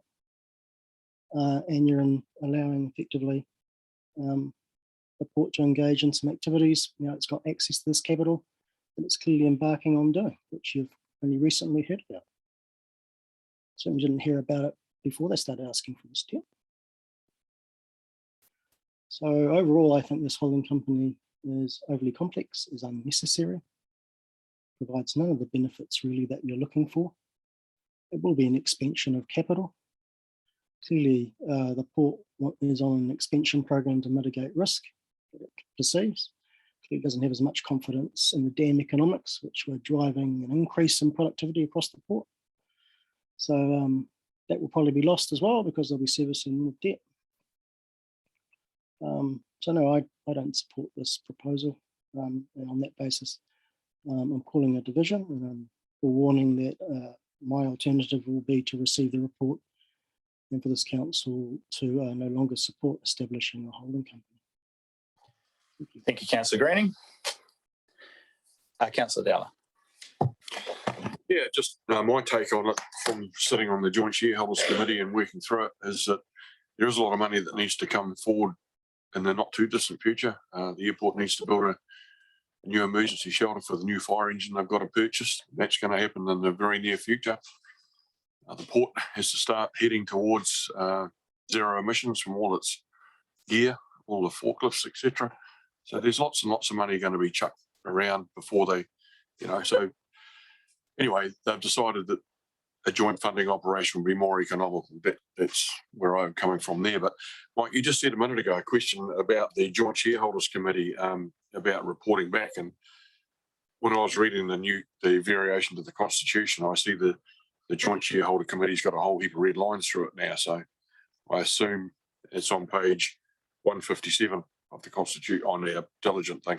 So I presume that they'll just report straight back to the full councils instead of the Joint Shareholders Committee with that, because it's in a couple of three places that the Joint Shareholders Committee has been redlined. Mike. Through Mr. Chair, no, that's incorrect. The specific reference to the Joint Shareholders Committee was removed from the two documents. However, the process and the proposal for reporting structures remains in place. They'll come back through the Joint Committee and the Joint Shareholders Committee. Simply remove the specific references in the shareholders agreement in the Constitution. And my second question was just in the constitution again, under objectives and relationships on page 159. I see there's possibly been a bit of rewording there. The primary objective of the company is to provide funding vehicles to enable the two companies to operate. I think there was a concern at the time that it didn't say that they couldn't tell the companies what to do. Is that why that rewording has changed? It was just a word change, I think, just to firm it up a bit. Mike. In the original document, there wasn't an objective. At the request of a number of councillors, an objective was put in that mirrored the objective within the principles document. There was some wordsmithing of that objective. It's simply there to clearly indicate the role of the holding company is that of a financial conduit, rather than being full oversight for operational integration between the two companies. Thank you, Councillor Dowler. Just like my 2 cents worth, I think there's been a lot of time and energy and effort invested in this. I do believe in the potential benefits to both companies. As large infrastructure companies, they are inevitably going to have significant debt, and whether that's to address their future capital needs, whether that's to address their investment in climate adaptation and zero emissions technology, there are a whole range of reasons, and that's for the boards of those companies to determine. In the absence of this, they will borrow money anyway up to their capacity to borrow. They will just borrow it from one of the great large Australian banks that we're all so fond of.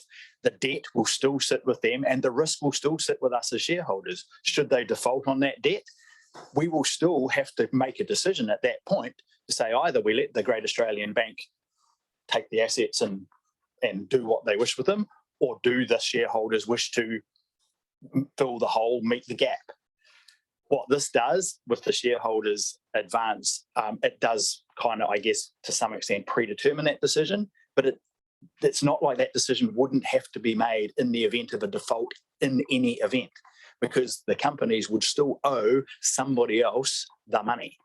So for me, I think this actually provides greater transparency and clarity over the risks that may exist, as unlikely as they are to ever eventuate than the current situation does.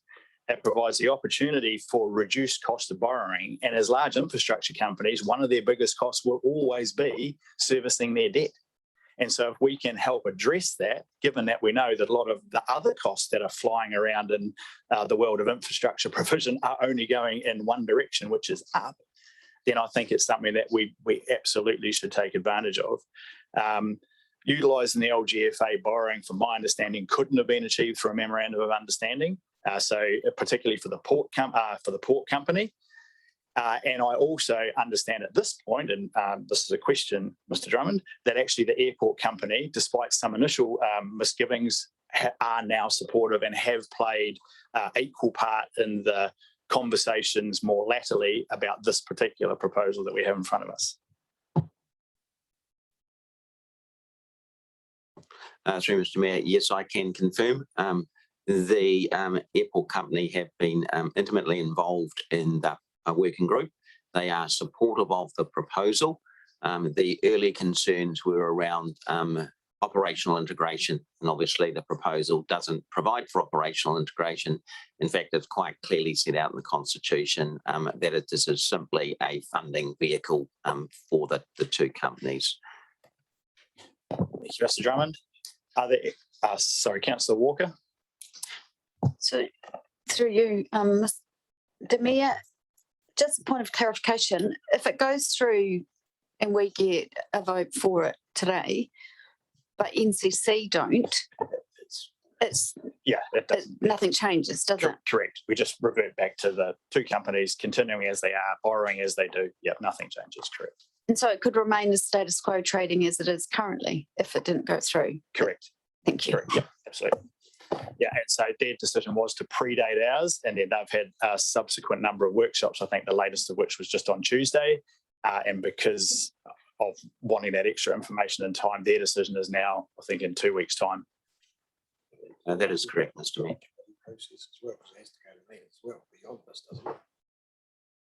I think for these resolutions, these reflect the recommendations that have already come from the joint committee, and the two councils' approval is the final step in that process.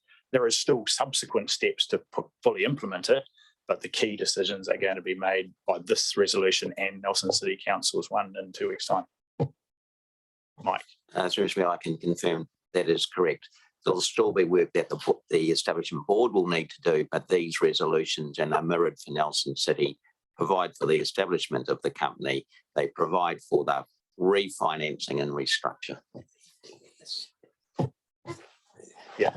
Got muddled up with the FDS. Oh, don't get muddled up with the FDS. Righto.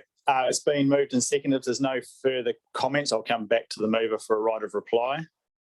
Councillor Mackenzie. Thank you very much. Yes, I think I would just like to point out around this table that the RACI chart on page 267 of Diligent is actually important, because in that chart it actually identifies where control can be exercised, and that's around the statement of expectations, statement of intent, and also the appointment of directors to the holding company. So they're important things that actually will provide the necessary controls around the holding company.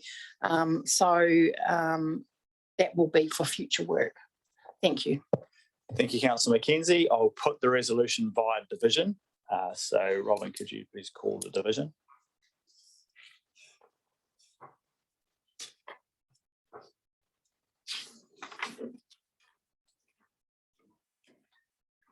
Councillor Walker. Against. Councillor Turley. Against. Councillor Tufnell. For. Councillor Ogilvie. For. Councillor McNamara. Against. Councillor Mackenzie. For. Mayor King. For. Councillor Hill. For. Councillor Greening. Against. Councillor Dowler. For. Councillor Butler. For. Deputy Mayor Bryant. Or The resolution is carried. The resolution is carried. Thank you.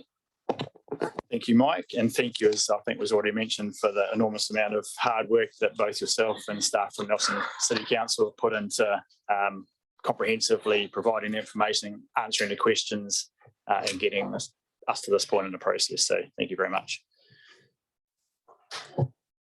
Right, the next item on the agenda, I think, is the remits item. Robin. I'll take the report as read. I think it's pretty straightforward. So we don't need to have 4 people to attend the Local Government New Zealand Annual General Meeting. It can be just 2. One is a presiding one and one is a backup if the presiding one gets COVID. And there's also the remits to vote on. Okay, so firstly, I've approached, and it is very much a machinery thing. So councillors Mailing and Mackenzie have undertaken the joyous task of pushing the button in the voting process at the AGM based on what we decide ultimately on the remits contained below. So we can pop those names in there. If anyone else is desperately keen to push the buttons at the AGM, didn't think so. I will now come to the items. People have had an opportunity to look at them, so hopefully this should be relatively quick. So there are 4 of them, Robin? 5? Is there 11 that I can't see? Okay, thank you. Right, so I think we'll take I'm happy to take them all. No, I think I'll take it one at a time. It's probably easier. So in relation to the remit around central government funding for public transport put forward by Porora City Council. Again, I'm looking for movers or seconders either to support or not the resolution. So you're happy to move that we support that resolution? Generally, I'll look for indications. Anyone opposed? So I'll put it. All those in favour, please say aye. Against? Carried. Thank you. Second, review of government transport funding. This is from the New Plymouth District Council. Indication of support or not. Someone happy to move either for or against? Moved Councillor Tufnell, seconded Councillor Turley. Any opposition? All those in favour, please say aye. Against, carried. Illegal street racing.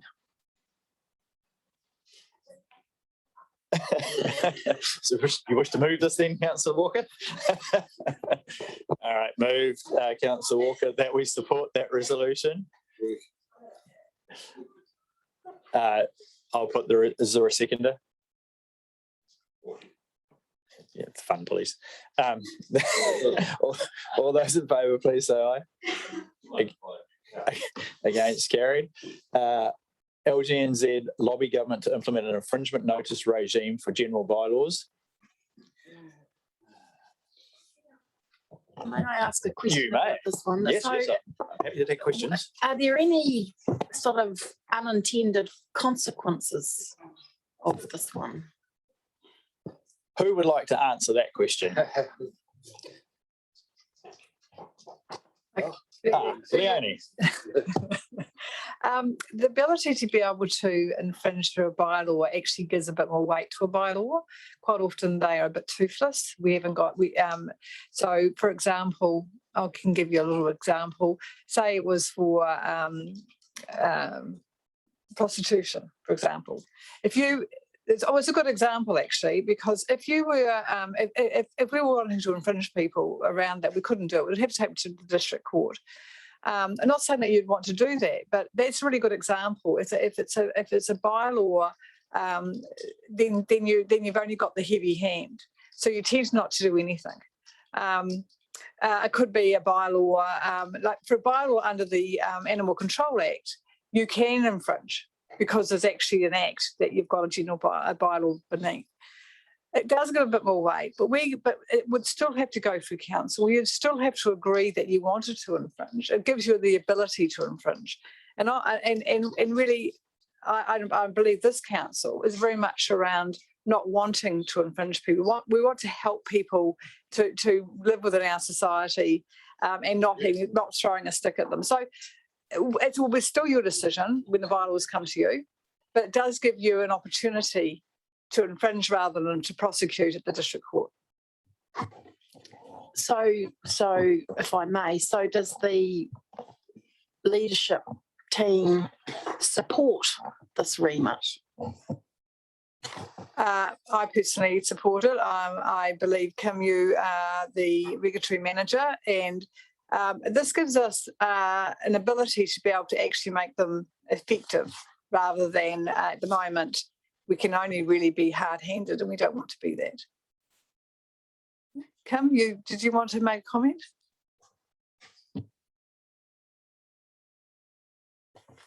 Through you, Mr. Chair. Yes, I'd just like to add to what Leonie has said.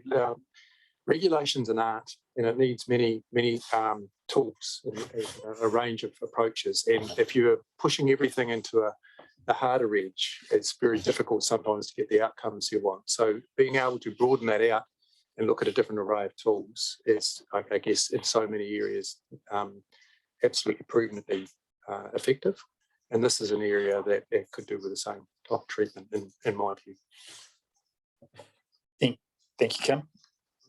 Councillor Mackenzie, does that assist you with your position? Are you happy to move, support, or reject? Support. Is there a seconder for that support? Second, Councillor Hill. All those in favour, please say aye. Against, carried. And lastly, density and proximity of vaping retailers from Kaipara District Council. Again, views generally speaking. Someone wish to move, support, or reject? Councillor Turley. Support. Seconded, Councillor Hill. All those in favour, please say aye.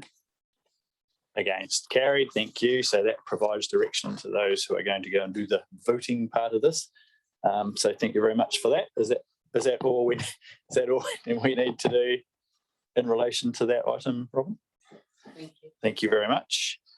Next up, we have servicing tenure for leasehold developments. So Jenny and Marie.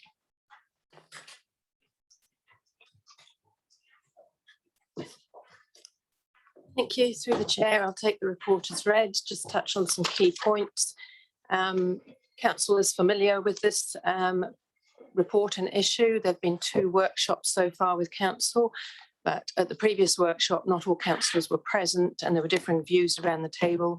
So it was considered prudent to bring a formal report to council on this matter. The purpose of the report isn't to change any current council policy or plans or rules. It's focused more on considering alternative property rights for council in relation to developments. The standard development model is underpinned by the 1974 Local Government Act, and traditionally roads and reserves are vested in council at the time of the subdivision. As you're aware, there's an application currently before council for a small leasehold development where the developer is perfectly happy to still set aside the land for council, but is proposing a perpetual easement rather than fee simple coming across to council. And staff would like the opportunity to trial the process for that. And while staff do have delegated authority to consider alternative arrangements, and there are examples in the report of other alternative arrangements, we would prefer to proceed knowing that council is comfortable that an alternative arrangement is being considered and that the process itself is being trialled. So any decision by council today isn't necessarily a green light that this alternative arrangement or alternative property right will go through, but it will at least allow council staff to look at all the options and consider whether there are sufficient protections and rights for council through an easement that would enable this development to go ahead. And I think in light of the current environment, which is almost 50 years on from the 1974 Act coming in, you've got more growth, you've got more demand for housing, you've got intensification. And so you're going to see more properties put on smaller pieces of land, and that land become particularly valuable to owners, particularly owners who want to remain vested in the land and have long-term horizons and visions for the land, and not necessarily a standard developer who's, in most situations, they're quite happy that the roads and reserves are vested in council to undertake the ongoing operation and maintenance of those. We're happy to take questions on the report. Thank you very much. Thanks for the introduction. It is open for questions, comments, moving or seconding. Councillor Greening, followed by Councillor McNamara. Yeah, thank you for the introduction. I did find this report a bit perplexing, but I take it this is the follow-up from what was the Wakatu workshops that you're talking about, the Paul Street development. Yes, that's correct. So, so again, I did find the report a bit perplexing because on the one hand, you're saying you want clarification, but at the same time, you're saying, well, we can do this anyway. So I was a bit confused about why we were even bringing it here if you can already do it. But that aside, I am interested in what you contemplate a trial to be, given you are also already doing it. I think it's mentioned in the report. So I'm interested to know exactly how long this trial will be and how you will measure the success of the trial. It must be an extraordinarily long trial if the easement is easement and gross. That's quite a long time. And then one assumes that you won't be engaging in any other similar activities until the trial period's ended. Otherwise, it's not really a trial period, is it? So perhaps you can answer those questions first, and that might clarify me where I'm going. I also have one other question, which is in the resolution itself. It leaves open exactly what the choices are because it says including, which is a completely open expression. So it could be anything. So again, I don't know what direction you're seeking because it seems to be a blank check. In relation to your first question, the reason that staff have brought this to council is that it is the preference of council, and it's certainly in the regional plan and in the LDM the Land Development Manual, that where possible, the land is vested in council in fee simple. And that is the premise as well of the 1974 Local Government Act, that where possible, roads are vested in council in fee simple. So this is a departure from traditional models, development models, and yeah, staff just wanted to know that council was comfortable that alternative property rights might be considered. So that certainly answers the first question. In relation to your second question around the trial, is the process itself, so going through the steps that we need to go through to look at the covenants that would be included in an easement that would give rights and protections, not just to council, but to infrastructure providers. Also to look at rating impacts, various issues and risks that we would need to consider to ensure that they are sufficient to protect council. A perpetual easement is a good property right. So it's that process itself that would be trialled, because there may be future developments like this that come forward. And this is why we haven't focused on the Poole Street or Wakatu one. This could apply to any developer that comes forward to council. And in terms of your third matter referring to the resolution, I think it's resolution 2. That says options including. Leasing license, yeah. So through the chair, so that it does say including, because what we're trialling is a process. The process is to work out what is the best way to do this, and or to find out if it can be done effectively to give the outcomes that are identified on the front page there. And so it looks like leasing and easements will be the way it will go if it is going to work, but it's in this process of going through working it out, we may find that there are other things that we need to do as well. So we don't want to constrain this inappropriately before we've actually been through the process. So again, I come back to what direction are you after? Just coming back to the first point, appreciate the constraints that you're operating under, but you acknowledge that you already have delegation to do this. So you're saying the delegation isn't properly authorised, or you can't do this?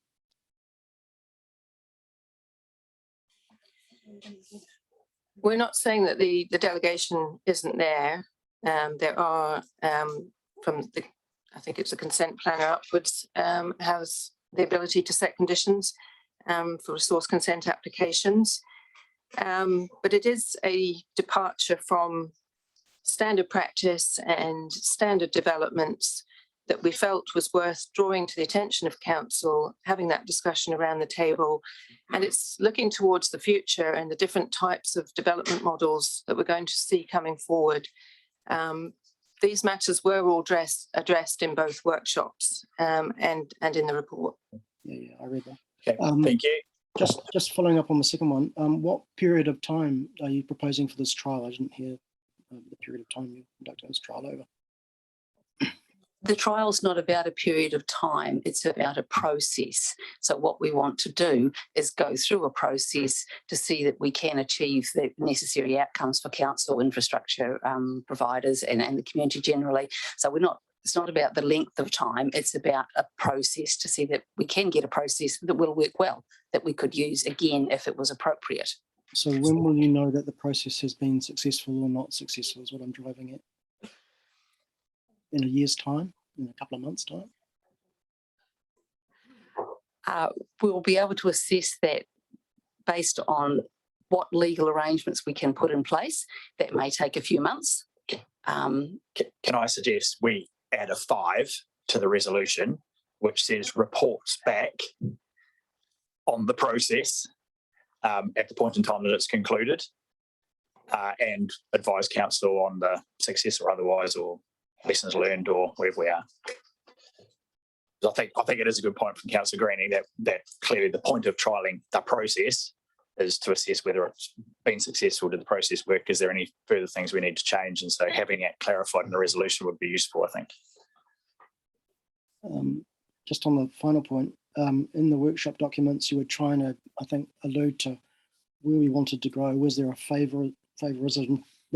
favoritism towards leasing options or easement options, and I wasn't seeing that in this resolution. So are you not now seeking clarity of which way council wants to go? You just want to do whatever you want to do and tell us about it later? Is that what you're suggesting?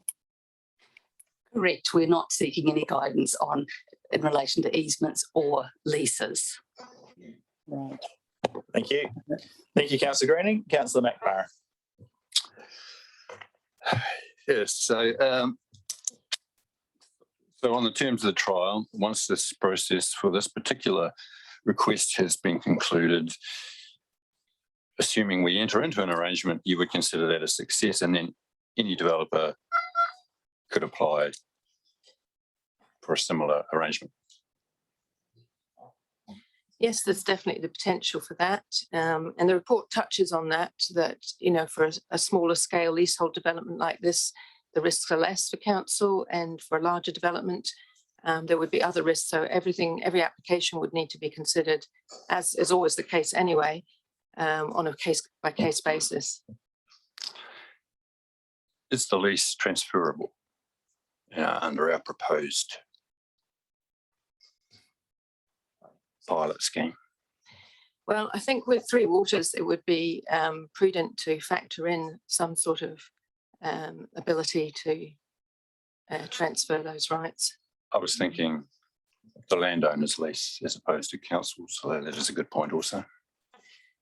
So you mean the lease that's been given to the leasehold occupants? Would there be the rights to assign? That's a matter between the landowner and the lessee, so I couldn't comment on that. But it is fairly standard to have assignation rights, but subject to the agreement of both parties. So in the workshops, it was kind of indicated that it would be unlikely that there would be much of an uptake from the general developing community because they don't have the same view about holding on to land. They like to sell it as soon as they can. So hence my question around, can they develop under this model and then sell the whole entity onto a property owner?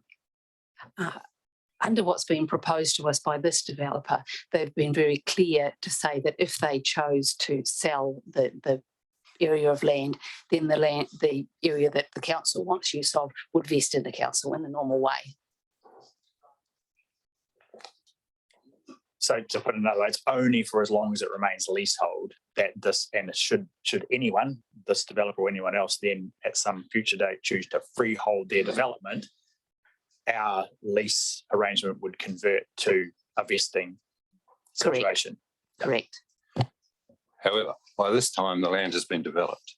Now, I struggle to see an advantage to the applicant, given that they were giving up their rights to the land in perpetuity of still owning the land. The only right initially I could come up with was that 50, 100 years down the road, there could be a claim against council for not paying appropriate market rental for the land that we occupy. That still sits out there. The other thing that I've since come up with, and why I think that every standard developer is going to jump all over this, and that is when they are developing their land, if they still own this piece of land, when it comes to the site coverage rule, their 20% of land is now the piece vested into council's control, so they can actually cover 100% of their piece, whereas their neighbour who doesn't have this arrangement is gifted that 20%, and now they can only build over 80% of the remaining property. So in effect, they gain an extra bedroom. And then when it's sold later, oh, well, it's too bad, it's already built. So they're not likely to have to remove that bedroom to revert back to the site coverage rule. Yeah, so the question is, I think, does this arrangement either positively or adversely affect things such as boundary setbacks, site coverage rules, because the underlying ownership of both bits of land remains the same, despite the lease or easement arrangement, which may have been entered into in favour of council and other infrastructure providers? Through the chair, I'll defer to planning to comment on that. Thank you, Annie. Hi, thanks through the chair. It won't affect, or it won't have to affect, be affected by those at all, because as part of the subdivision consent, which would enable this, we are free to restrict that further. So as far as boundary setbacks go, it would still effectively be a road. So it would still have to meet the setback to that. Site coverage, it doesn't take into account rights of way. So a road is effectively, it would be effectively served the same way. So it wouldn't have any benefit in that respect. And if there was any loopholes in that, that's something we'd work through at the time of subdivision, and we can consent notice those. So that wouldn't, there'd be no extra benefit there. Okay, thank you. So the answer is no, it doesn't provide that loophole / benefit. Interesting. So we're back to little to no benefit. So really, to me, it's just, was it in the 80s where we went and down a cross leasing thing to get more coverage that turned it into a debacle? I cannot see a benefit in going down this road, given that they have given up their rights in perpetuity over that land and still forcing this leasing paperwork. Thank you, Councillor McNamara. Are there any, Councillor Ogilvie? Yes, thanks, Mr. Mayor. I'm strongly opposing this resolution. I think we'll be giving direction to council staff that we retain, as much as we possibly can, control of this area. It's basically a footpath or a road reserve or something like that, or actually the road itself in the proposal. I know there is delegation available, but that delegation is used really where there are remarkable or most unusual circumstances. This is actually making something which is unusual almost standard. The trial we're talking about is a property in Poole Street, Motueka. If it's successful, or if it's allowed, rather than successful is the wrong word, if it's allowed, then it will go right through to the various, I mean, the 200 sections in Motueka West, which is owned by Wakatu. But I think, as Councillor McNamara has indicated, other developers will start to take advantage of this situation. And it becomes, for council, in terms of the control of a footpath or control of the road or control of other things, exceptionally messy. And it's that messiness that worries me quite a lot, actually. You know, as I say, it's unusual and remarkable at this stage to do that delegation. We are making it regular, normal, standard, acceptable. And I think really that's the bottom line in this debate today. Thanks, Mr. Chief. Thank you, Councillor Ogilvie. Any further comment? Councillor Dowler. Yeah, just in item 3, the definition of a small leasehold development, please. One section or 100 or 200. The development in question is looking at 4 leasehold properties on it. Yeah, on Poole Street, yeah. And just coming back to the previous comments, yeah, staff can't express any views on the values or benefits that the developer may have in relation to retaining the land. It's not seen as a commodity. They've got their own reasons for retaining the land. But if you put yourself, yourself in the shoes of a landowner, in the pressure on land at the moment, it's not unreasonable. But I also hand over to Dwayne to make a comment about the amount of times that council staff exercise their delegated authority. through the Mayor, and I'm answering in my capacity of my previous role as the activity planning manager, where development engineering was my team's responsibility. Just so you know why I'm answering on behalf of these guys. So in that role, we had ability under the Land Development Manual, under the Engineering Services Manager's authority to depart from the standards in the Land Development Manual. And we did exercise those. It was exercised in regard to the uniqueness of the situation, to the practicalities of meeting what was our standard solution in the LDM in those times. And then in many ways, the TEP or the TRMP is the same as a starting point, and through the consent process, you tease out all the nooks and crannies and the things that you might need to step away from, and it's contemplated as standard in that plan. And this is actually a parallel here. So yes, it is not unusual for the council to depart from the LDM. That was always done with due consideration. We have done it once before previously in relation to leasing a road in Motueka. And I probably, so not unusual at all. Probably I just need to bring out one point to your attention. It's not a good reason for which way you decide on this, but Wakatu have indicated that this is an important principle for them. They have unique circumstances that apply to them, and the reason they want to retain the land, which I would have to say with my experience as developers would not be widely applicable. Most developers don't have an emotional connection with the land. They buy, they develop, they dispose. They don't want a long-term liability or a hassle associated with the land. The other thing I guess I probably need to point out to you is that, we're in a partnership arrangement with Wakatu under the Infrastructure Acceleration Fund for Motueka West. And, they have expressed an interest in following a similar pattern of development and land tenure for that. And I guess they will turn their mind to whether they want to progress with that. Depending on today's discussion. Probably shouldn't sway you. You should make it on other good basis, but I just needed to let you know that so you have a fully informed decision. Okay, thank you, Dwayne. Any further questions or comments? Oh, Celia. I'm actually happy to move this. And has it been moved yet? No, I'm happy to move it. I see that the resolutions are confirms, the wording is confirms, which is that's something that is already existing. The delegated rights are already there. It is the type of process that council already has, that staff already have, are able to progress and have done in other situations.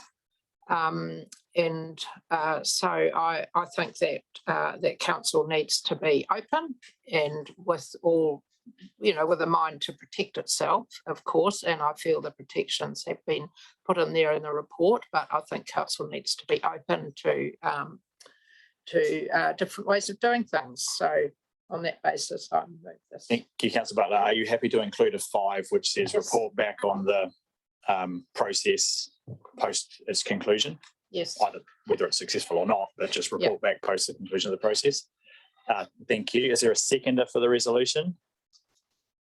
Seconded, Councillor McKenzie, Councillor Turley, and then Councillor Greening. I may have missed this, but do maintenance and repair costs fall on the landowner or on the council in this situation? They would fall on council. That would be part of the agreement with the developer. Yeah, but that's like any other situation where the land invests in council. The only difference here really is whether or not council owns the land. Everything else would be the same as if it did own the land. And we do have other examples with retirement villages and so on, where there are private roads and council infrastructure in those developments. Okay, thank you. Councillor Greening.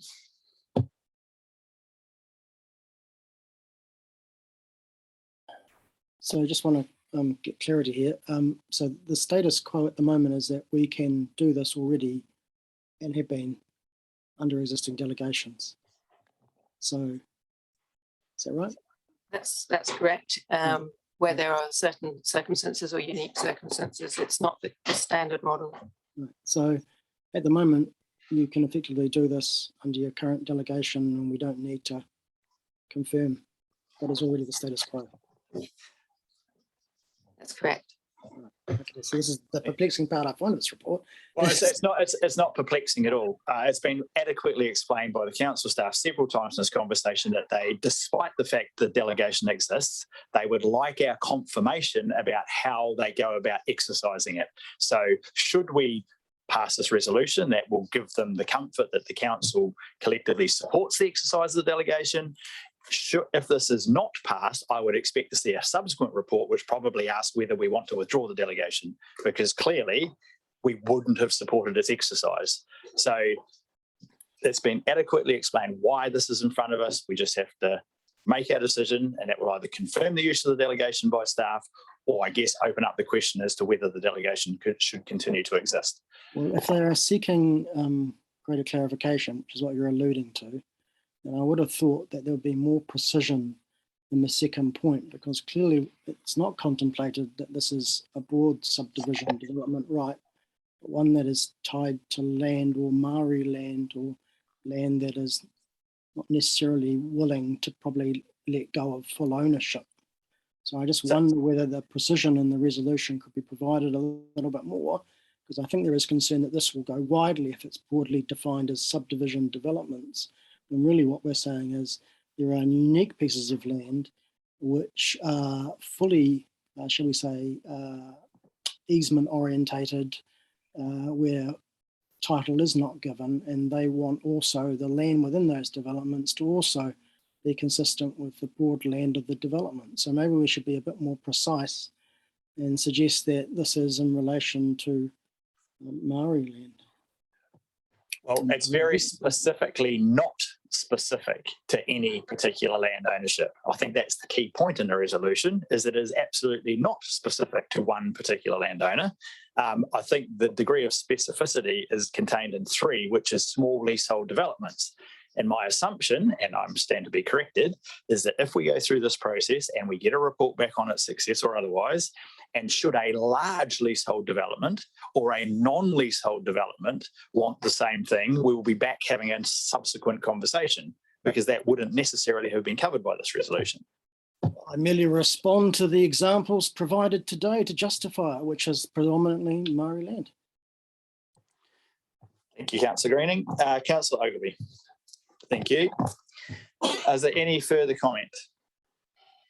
Just before I come back to the mover for a right of reply, look, I fully support this. I think looking forward, there are a whole range of people who may be interested, whether they're churches, whether they're people like Habitat for Humanity, housing trusts, where leasehold, long-term ownership of land actually might be something that works well for them. Rather than asking ourselves, what's the advantage to the person applying, I think what we should be asking is, what's the disadvantage to us? And again, from my understanding of everything we've discussed, the explanation that actually isn't a disadvantage. We have every right, every ability to control this land as we would have if it was freehold. So in the circumstances where we want land for reserve, for road, for whatever purpose it might be, it doesn't appear to me that there's a disadvantage to council of providing this option. We're always talking about flexibility, adaptability, but giving staff the opportunity to exercise delegation, to use their initiative, to enable things to happen without the tortuous processes which we're so often pointed at for being responsible for. So this just seems to be another option that in some circumstances might enable something to happen. There doesn't appear to be a distinct disadvantage or any disadvantage to us. And frankly, I'm not too fussed about what the advantage or disadvantage is to the person applying for it, because that's their choice. So I support the resolution that's been put forward.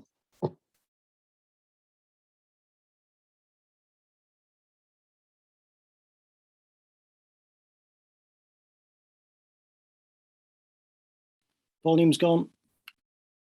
First time I spoke in the thing, it was just my view, so you don't have to respond. You certainly have your view. You've made it clear. So. Man, if you wish to make a short comment, then feel free. Well, yes. I speak in terms of benefit because there's a cost to it. So I'm doing a cost-benefit analysis when I weigh my decision. That's all I'm saying. That's absolutely fine. Thank you very much. Right. Would the mover like a right of reply? Thank you. I will put the resolution with the inclusion of 5. All those in favour? Can I call a division? You may. It seems to be the order of the day, so we might as well just start from that basis, and maybe if anyone wants to suggest we just do it the normal way, we'll run that. We might have forgot. Oh yeah, that's the way you read out our names. It's like that English weather forecast thing, isn't it? So that's what it is, Robin. Councillor McNamara. Against. Councillor Ogilvie. Councillor Tufnell. Councillor Turley. Against. Councillor Walker. Councillor Mackenzie. Mayor King. For. Councillor Hill. Councillor Greening. Against. Councillor Dowler. Councillor Butler. Deputy Mayor Bryant. For. Carried. The resolution is carried. Thank you. The resolution is carried. Right.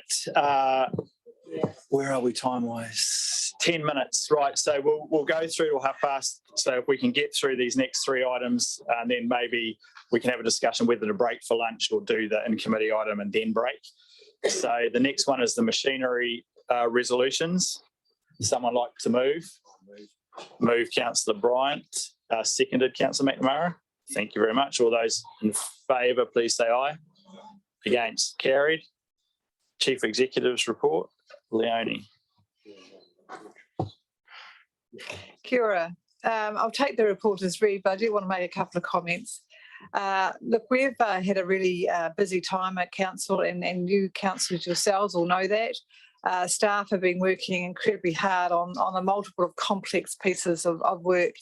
And I just want to talk a little bit about some of the pressures that they are also feeling as well, with a lot of staff all sick. We had 9 out of their IT team in 1 week.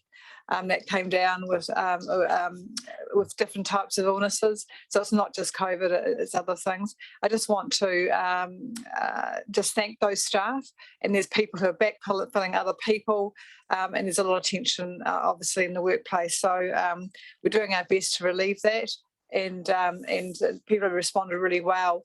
We have had some note around the customer services area that we have been a bit slower getting to calls, but that's been due to sickness. So I just wanted you to recognise that if you hear that in the community, and I commend the staff on doing that. And also, again, we farewell Dennis, and we will shortly farewell Susan next week. And I do want to, I have put it in my report, but I do want to thank Susan for her years here, that she has actually done this tremendous amount of work in our policy area, in our strategy, in our customer services, her libraries. She has been the eyes across all our reports, making sure that they were fit for purpose, were legislatively correct. And she has been incredibly diligent in that aspect, and we're going to miss her. So I just want to thank Susan. You've been absolutely wonderful, and it's been great to get to know you. And so Susan leaves us next Friday for travels, and she's got some exciting travel plans ahead of her. The rest of the report is pretty light today. I welcome any comments. There is one resolution other than receiving the report, and that's to do with the submission around the draft national adaptation plan that has gone through. Thank you. Thank you, Leonie. Open for questions, comments, moving or seconding. Councillor McNamara, then Councillor Dowler. Yeah, couple of questions. One is that the staff churn seems to be excessively high at the moment. Is that correct? It's not as high as some. We are running at about 14%. We typically around 8 or 9, so it is higher, absolutely. There is a little bit of shoulder tapping going on across different agencies, and all councils and actually a lot of our government agencies are also managing that. But we've also been attracting some very good staff as well into council. least that's good to hear. 2 minor injuries within the Richmond office, one resulting in damage to a member of the public's car. Sounded a bit odd. I wondered why there was a car in the Richmond office, to be fair. I'm not across that, but we did have a couple of minor. One person slipped on some water, and another one was to do with a sliding door. Yeah, but I don't know about the car. Sorry. So that it's in your report. But anyway, I can find that out for you if you like.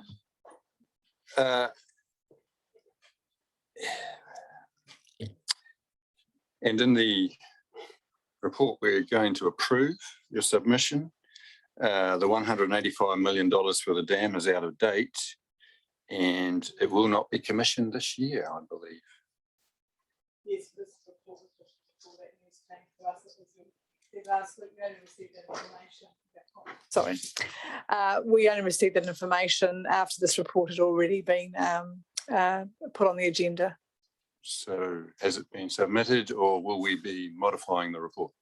You're talking about the submission, yeah. I know I've got no staff here to report on that. We can go back to that. The submission has been submitted through you already, and it was submitted in 3rd of June, so it was quite some time ago and well before that information came out. Yeah. So is your question whether we will go back and get that modified? Retrospectively approved, so I'm kind of wondering the point of it now, but anyway, thank you. It's something that we generally do. Thank you, Councillor McNamara, Councillor Dowell, and then Councillor Hill. It's just really a quick comment on our favourite word, COVID. I had a very good friend, shift to Ashburton, about a year ago. About 5 months ago, he was stood down from his work 4 hours a day because they decided he was having angina attacks and was probably going to have to have a major heart operation. I got a text from him last night just to say, I've just been medicated off work for the next 3 months. Now they think I have a thing called long COVID. Yes, it does exist. Quite a few people are coming out of the woodwork with it. It's basically just extreme fatigue, and there is no cure for it yet. We'll keep you posted.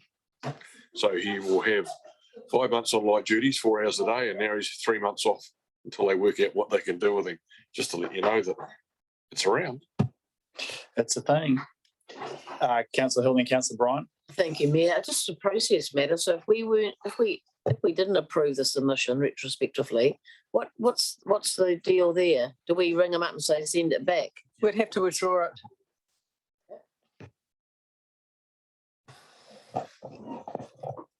Councillor Bryant. Thank you, Mayor Tim. So thank you for the report, CEO Leone. Just one question around that, the recruiting staff we're recruiting for firstly. Some of those have been on the list a little while now. Is that because we're not having any applicants? No luck with the applicants that are applying, or perhaps you could enlighten us? It's a bit of a mix. Yes, so we're always looking for consent planners. It's permanently on the list. In fact, I think we've just always got an ad out for consent planners. Yeah, like the rest of the country. Yes, it's a mix of whether we're getting the right applicants. Of course, trying to attract them to the area as well. There's some complexities in that with the current climate. But we actually have been really successful in attracting some really, really good people.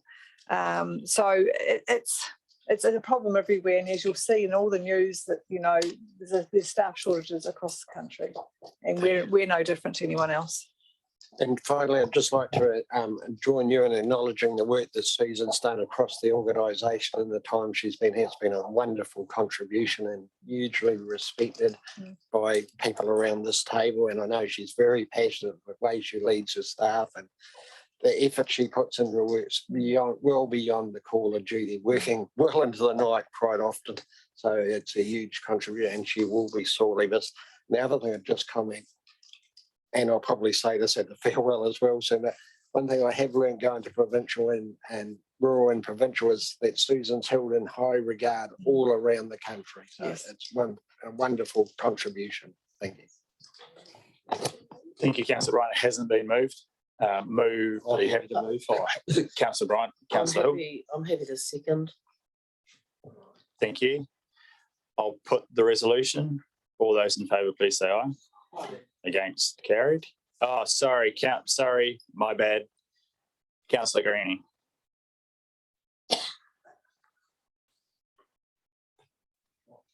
Oh, geez, that was effective.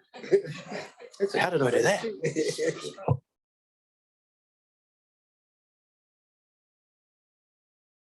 The next item is the Mayor's activity report. I'll take it as read.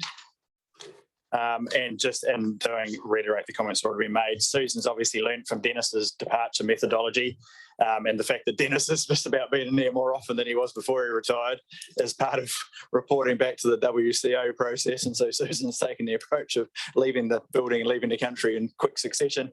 So she can't be dragged back in to provide the advice. And just following up on what Councillor Bryant said, alongside Susan's contribution to this organisation over a significant period of time, her previous contribution to local government and her previous roles, and the respect and with which you're held right across the local government sector, I think is something we've benefited from significantly over your time here. I wish you all the best with your future travels and whatever it is that you choose to do next. And I have no doubt you will continue to make contributions to communities wherever you are and whatever you happen to be doing. So thanks very much, Susan. Really appreciate it. Right, I'll move the receipt of my report. Councillor McKenzie. Thank you. I'm happy to second that. Just with regards to paragraph 3.5, if I may, Mr. Mayor, it's not like you to get frustrated in a meeting, but I see that you say that you did. And so is there anything else that you can expand on with regards to that? I was so frustrated I didn't actually complete it, which is very unusual.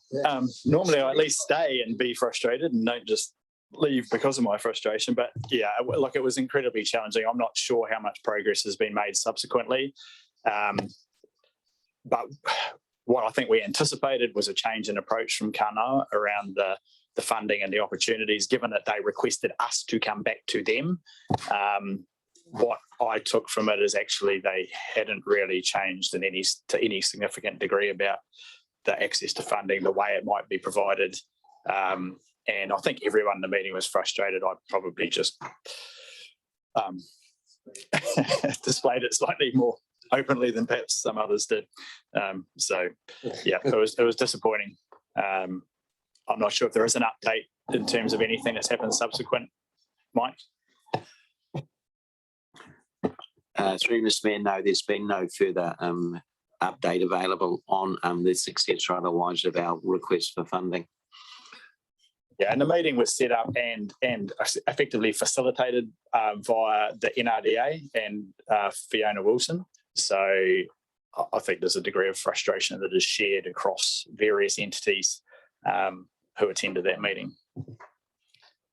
But at the end of the day, we have to continue trying to work with Kanoa across a whole range of things. Not this is one project, but actually MB and Kanoa have a role across a whole lot of things we're dealing with. So clearly I have to refrain from being frustrated too much. Otherwise they might not talk to us at all. Welcome back, Councillor Greening. I'll come to you after Councillor Hill. Through you, Mayor. So just to follow up, after that meeting actually was incredibly frustrating and a complete waste of time, actually, I thought. But we had a letter from an email from Fiona after that, and oh, we're in public. No, just to say, I think that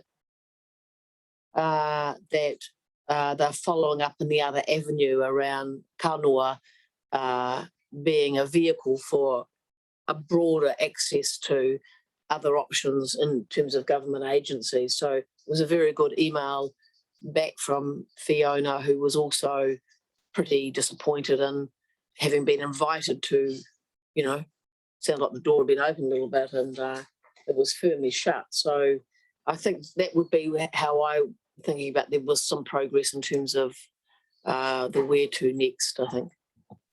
Yeah, thank you, Councillor Hill. Councillor Greening. He's gone again.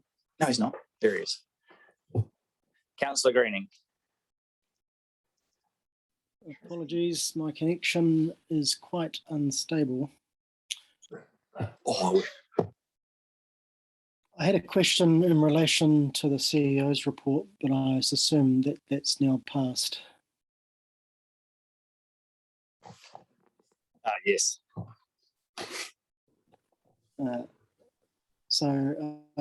Do I have liberty to ask a question? You do. Fantastic. Just referring to 7.4 and the structural review, I was wondering if you could expand on exactly what's involved there, what the cost is. Is that going to be drawing down from the 2 million that was set aside for building investigations? How is all this going to be funded? I will actually refer to Richard. He has been really close to this, but that's a good question. Richard? In reviewing the structural reports from 2 years ago, we identified a couple of areas that had been addressed 18 months ago with staff and the like. I've asked for it to be reviewed again. It's largely to do with the floors in zones 3 and 4. And so that review is being done, and yes, it is going to be funded out of the 2 million. What I'm considering, there's a low risk of it happening, but we as a leadership team think we need to revisit it because we want to even go to a lower risk in terms of risks to staff to make sure that, we're not quite watertight, but closer to watertight than we are now. So we're just getting that reviewed by the engineers, the structural engineers, just to make sure that their original assessments, which was peer reviewed, is still valid. And if there's any minor works that can be done to actually lower the risk even further for that. So that's all that work's related to. Thank you, Richard. So what's the cost of this? We don't know yet. The engineer's coming back to us on that, and obviously, depending on what the cost is, will determine whether we go ahead and do the work or not, bearing in mind that whatever we do, potentially within the next 6 years, we won't be in this building, based on the decision that council made 18 months ago. So we are conscious of not spending money that's going to be a sunk investment. Thank you, Richard. Right, Councillor Turley. Just a clarification, are all the buildings on this site below the earthquake risk standard, or just most of them or some of them? Well, if you recall back in the reports, all the buildings are divided into 5 zones, and 3 of the zones are less than 34%, in other words, risks prone. This building's been strengthened, as you see, so it's between 34 and 64, so it's just risk, not risk prone. So, but the other 3 are still less than 34%. But we've been reassured by the engineers that if we do get the design earthquake, the buildings will be severely damaged, but are not likely to collapse. So people will be able to get out, but we won't be able to utilise the building. So that's the situation there. And I think what I've asked for is to make sure that with those floors, that any risk of collapse is actually reduced even further, because the last thing we want, particularly with staff on the 3rd floor or even on the 2nd floor below them, is to have that risk. So we want to take from low down to very low if we can, and see what the cost is of doing that. Leonie. And just to expand on what Richard is saying, firstly, our health and safety risk appetite is very low. This is why it is good to always continually revisit our risks, and this is one of them. But also we're doing wider things like looking at making sure all our access ways out of the building are going to be clear. There's nothing going to collapse over the people actually getting out after the event. And also we're going to be doing earthquake drills. Obviously coming from Christchurch and being through several, thousands of earthquakes, I think it's really important that our staff are really aware of how to get out of the building and what to do. We don't want people running for the doors. It's not the right thing to do. So it's broader than this as well. So this was just a piece of the work we're going to be doing to make sure that we are as resilient as possible. Thank you, Leonie. Thank you, Richard. Right, back to my report, which I've moved. Has it been seconded? The receipt thereof, seconded somebody or other. Christine did. All those in favour, please say aye. Against, carried. So I think at this point we will break, and because we have a workshop subsequent to the final item on the council agenda, so we will be back here at say 1:10. Yeah, and we will go into confidential at that point in relation to the item around strategic property purchase. Thank you.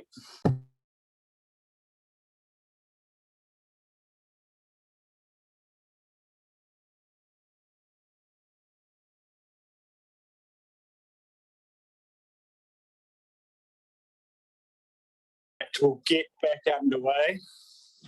Someone move that we go into committee, the rationale being disclosure of information under section 7, carry on without prejudice negotiations, including commercial and industrial negotiations. Move Councillor Ogilvie, seconded Councillor Hill. All those in favour, please say aye. Against? Carried. Mike, Richard?